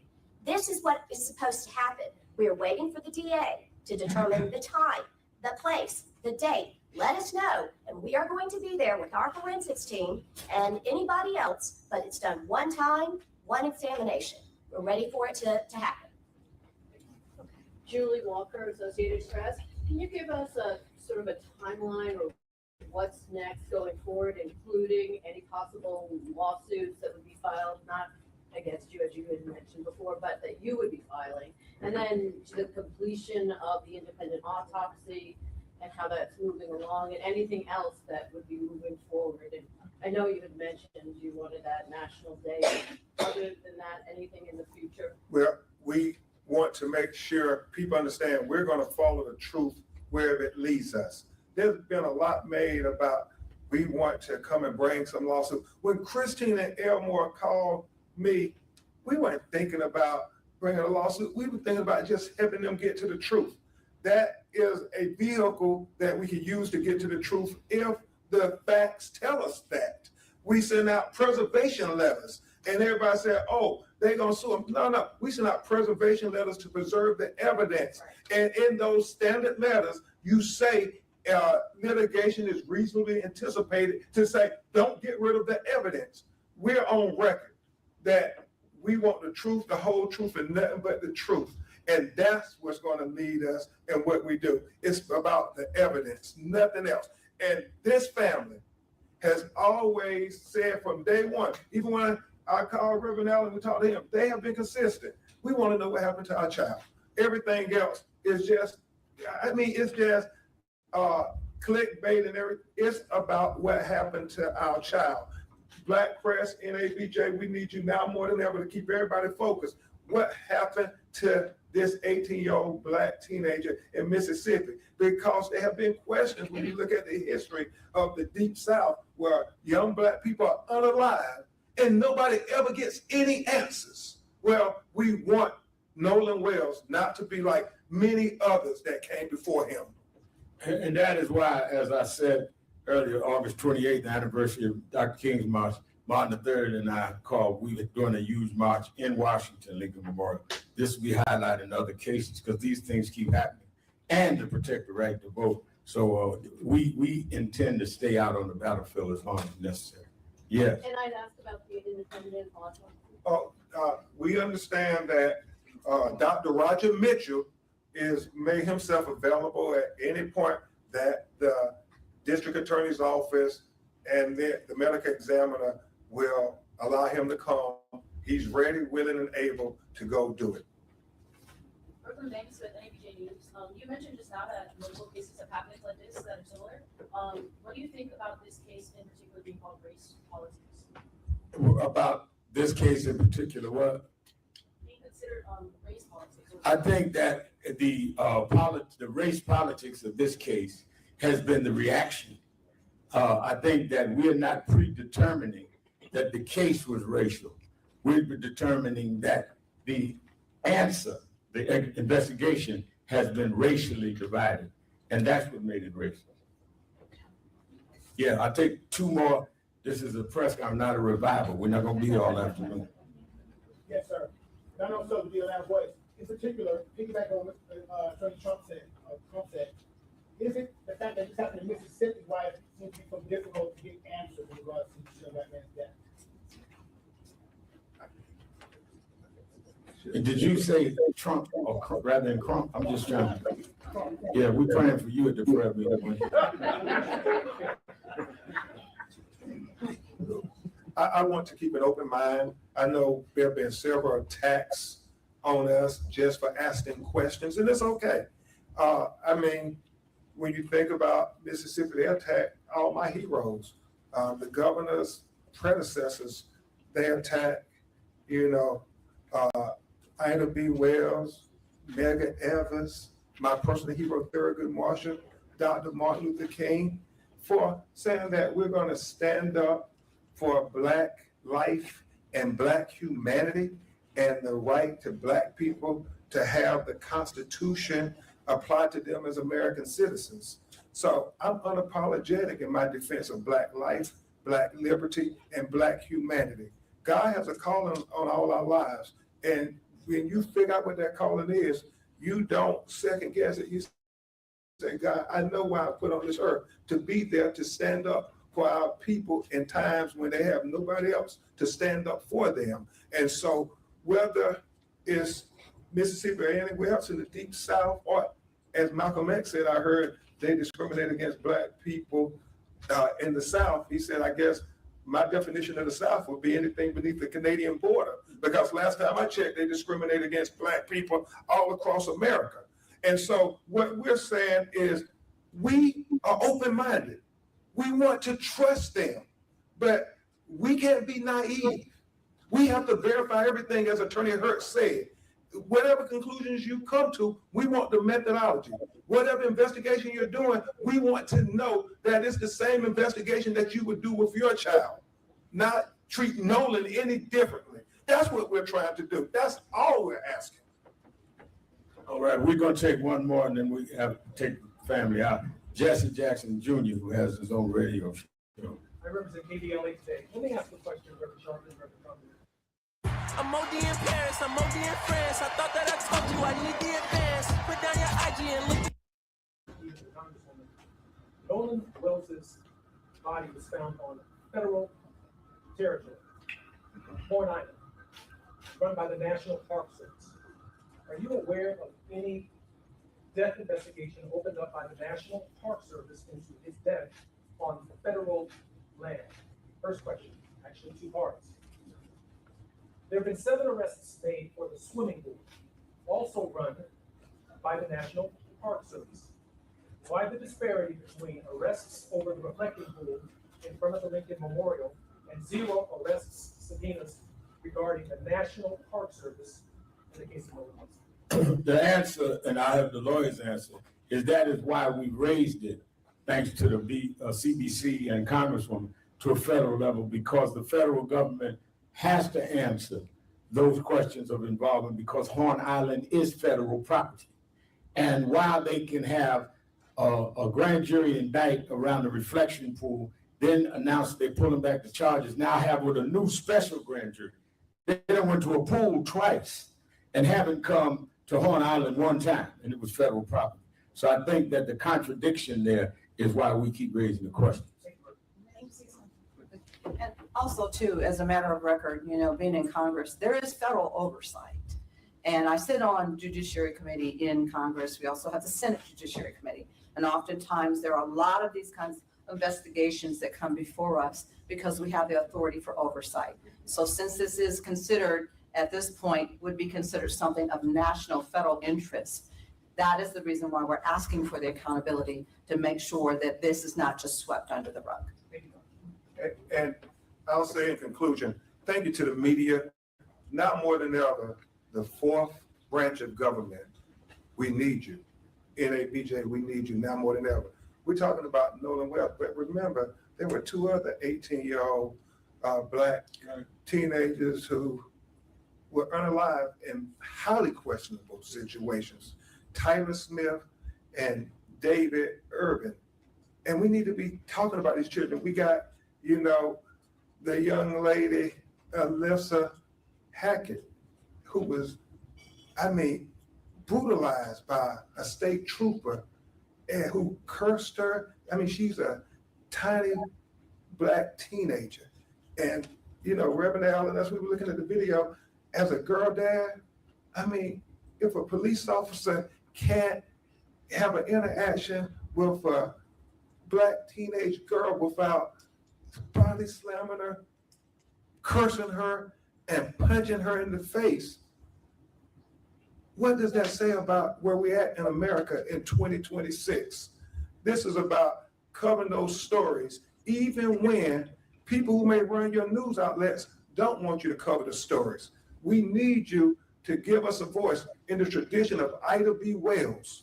We can't have the police just writing the narratives and the reports. We need you all writing those narrative reports. And you got to challenge your white counterparts and say it. Ida B. Wells said famously, Reverend Al, the killers write the police reports. No, we need NABJ to write the reports and the narratives. Thank you. Thank you.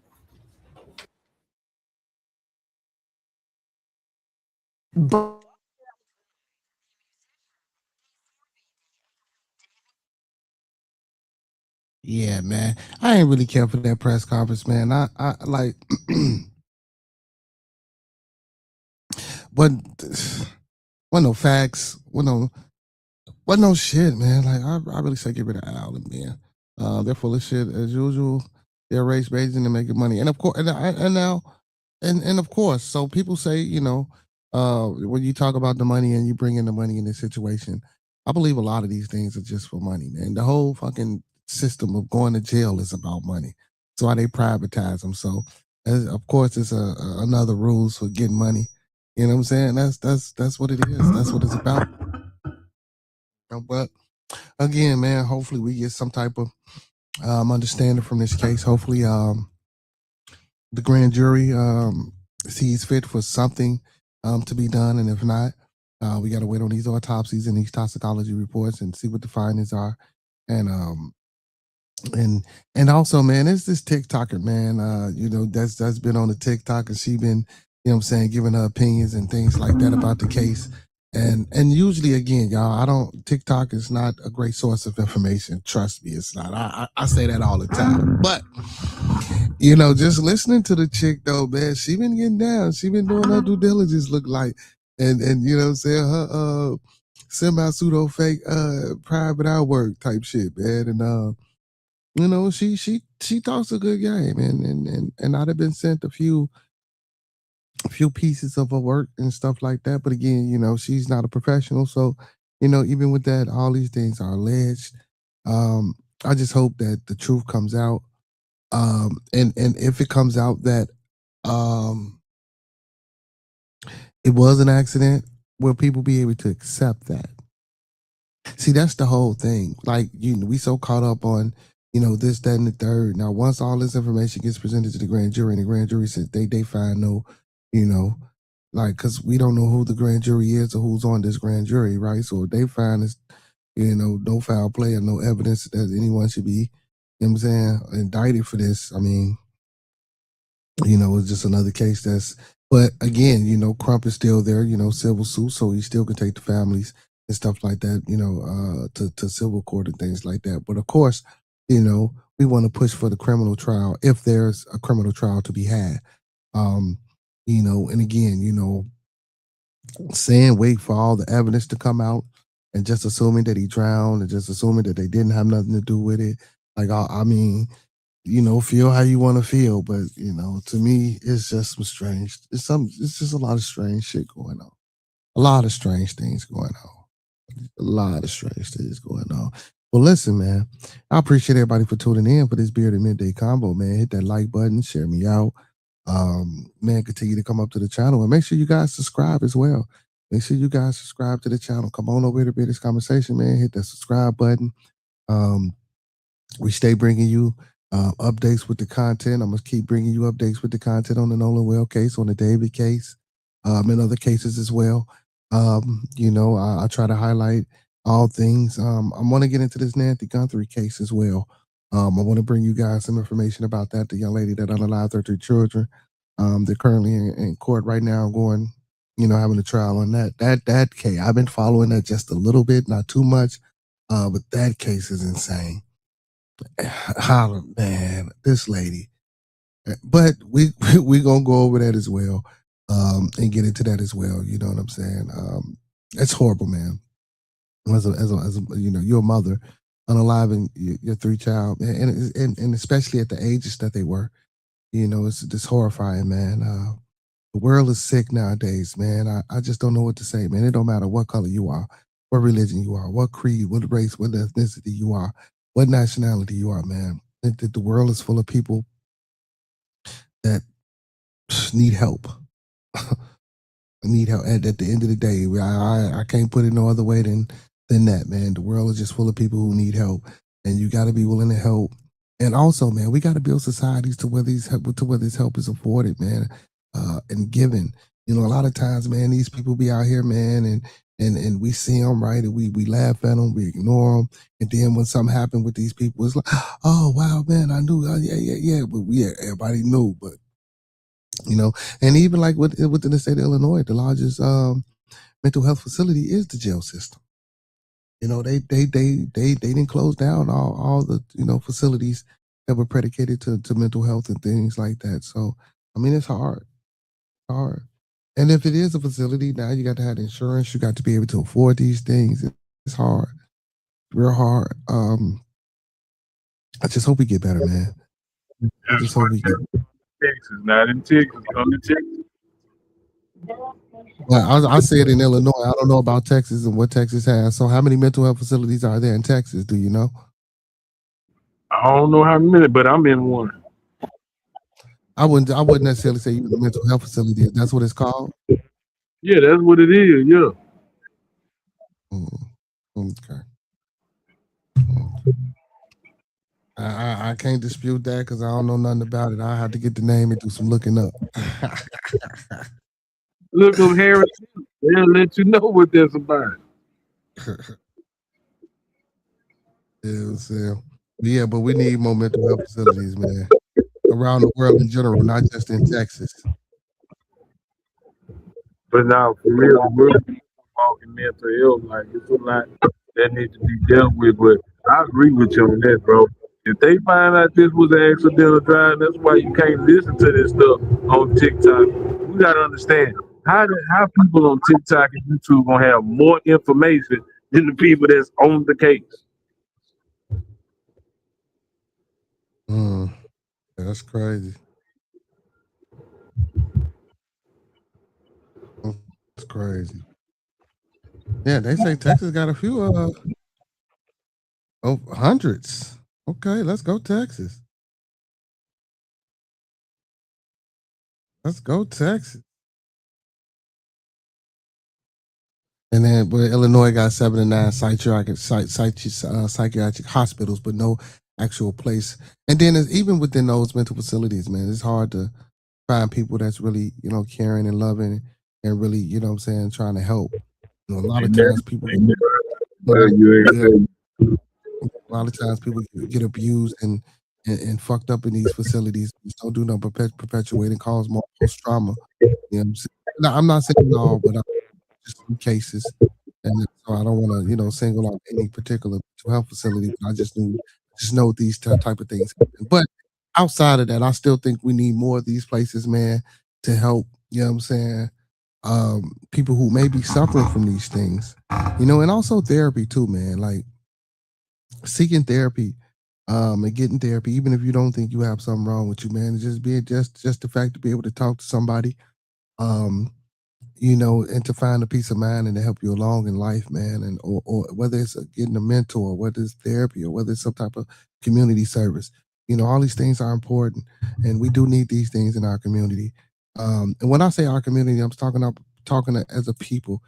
Sometimes when I talk, a lot of people like to watch and they like to, pull and pick and come up with their own synopsis and their own opinions about what I say and how I say it. If you don't know, you should ask. But I'm not gonna get into that. But yeah, but you know what I'm saying, our community, man, as a people, man, we need a lot more of that, man, because we're suffering right now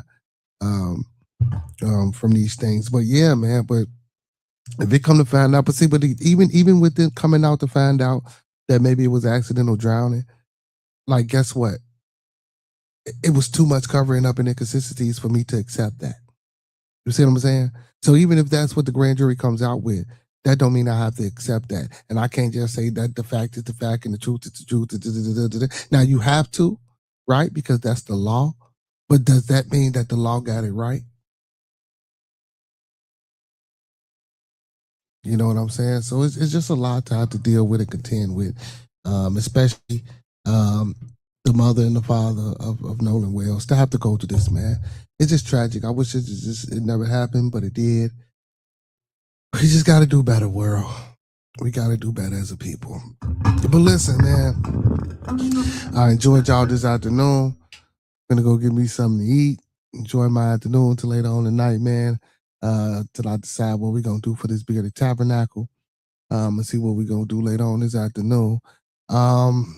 Two Wheels, Monk, anything you guys want to add or contribute to either case that we talked about? If not, you know what I'm saying, give us some few words of encouragement to close us out. I forgot, man. I forgot. Okay.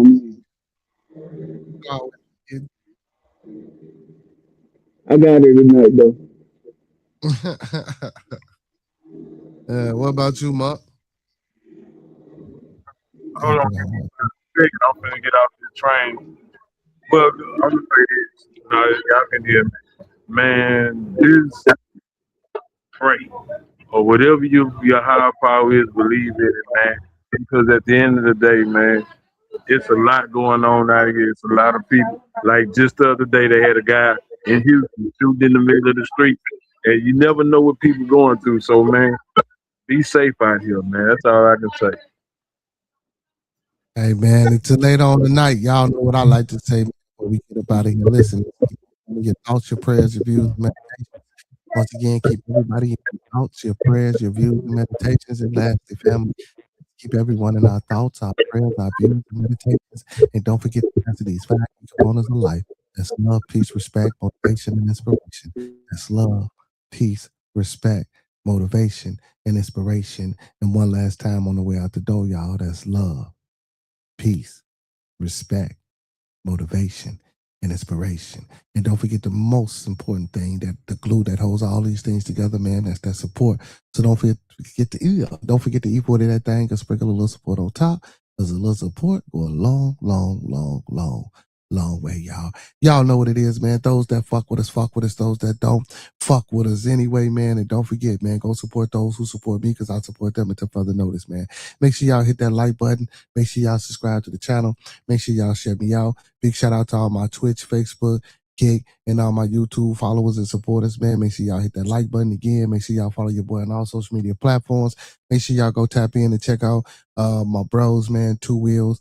And make sure y'all go tap in the TMB 4.0 the podcast. With that being said, man, y'all know what it is. All superheroes don't wear capes, but they still need their theme music. So to all my superheroes, all my Beardonians, and all my beautiful people, peace, abundance, and love, y'all. Until later, peace.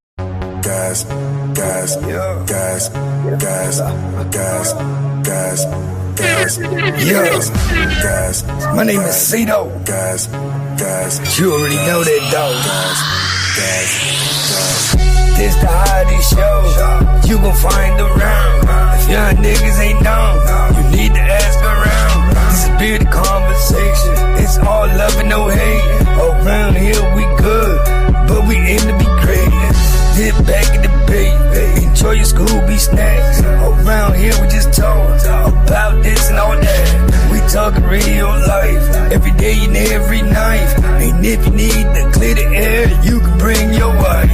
We got church on Sunday, that's on the west side. We got virtual reality, in case you're scared of outside. See, we got what you need, and that's a guarantee. The best thing about it is absolutely free.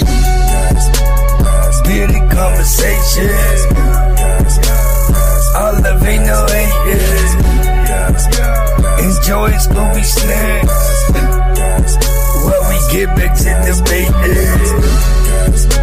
Don't matter if you black or white, who you think is wrong or who is right. These are just opinions, some inside from a different walk of life. Yeah, see, my name is Cito. Hit that like button, share, subscribe, buy this man a coffee. Don't forget to lead over follow. Don't forget to love those that love you.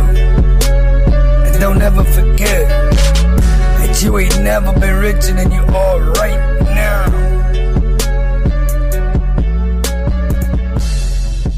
Like the video, man. Thumb up the video, man. Like the video, man. Thumb up the video, man. Like he said, hey man, don't forget y'all, when we come together, may we always meet on the level. Once we're in each other's presence, may we always be humble and plumb. And when we leave each other's presence, may we always part on the square. Some more to be, some more to be, some more to be, so may it be, family. Peace, love, and abundance, y'all. Don't forget, man, every Saturday to Sunday, man, every Sunday to Saturday, man, every day of the show, we got something going on, 9 p.m. to 11 p.m. Central Time. Make sure y'all tapping in to Bearded Conversation. Tonight is Bearded Tabernacle, y'all. Y'all know what it is. Same brown time, same brown channel. Y'all come brown now. Yeah. Peace.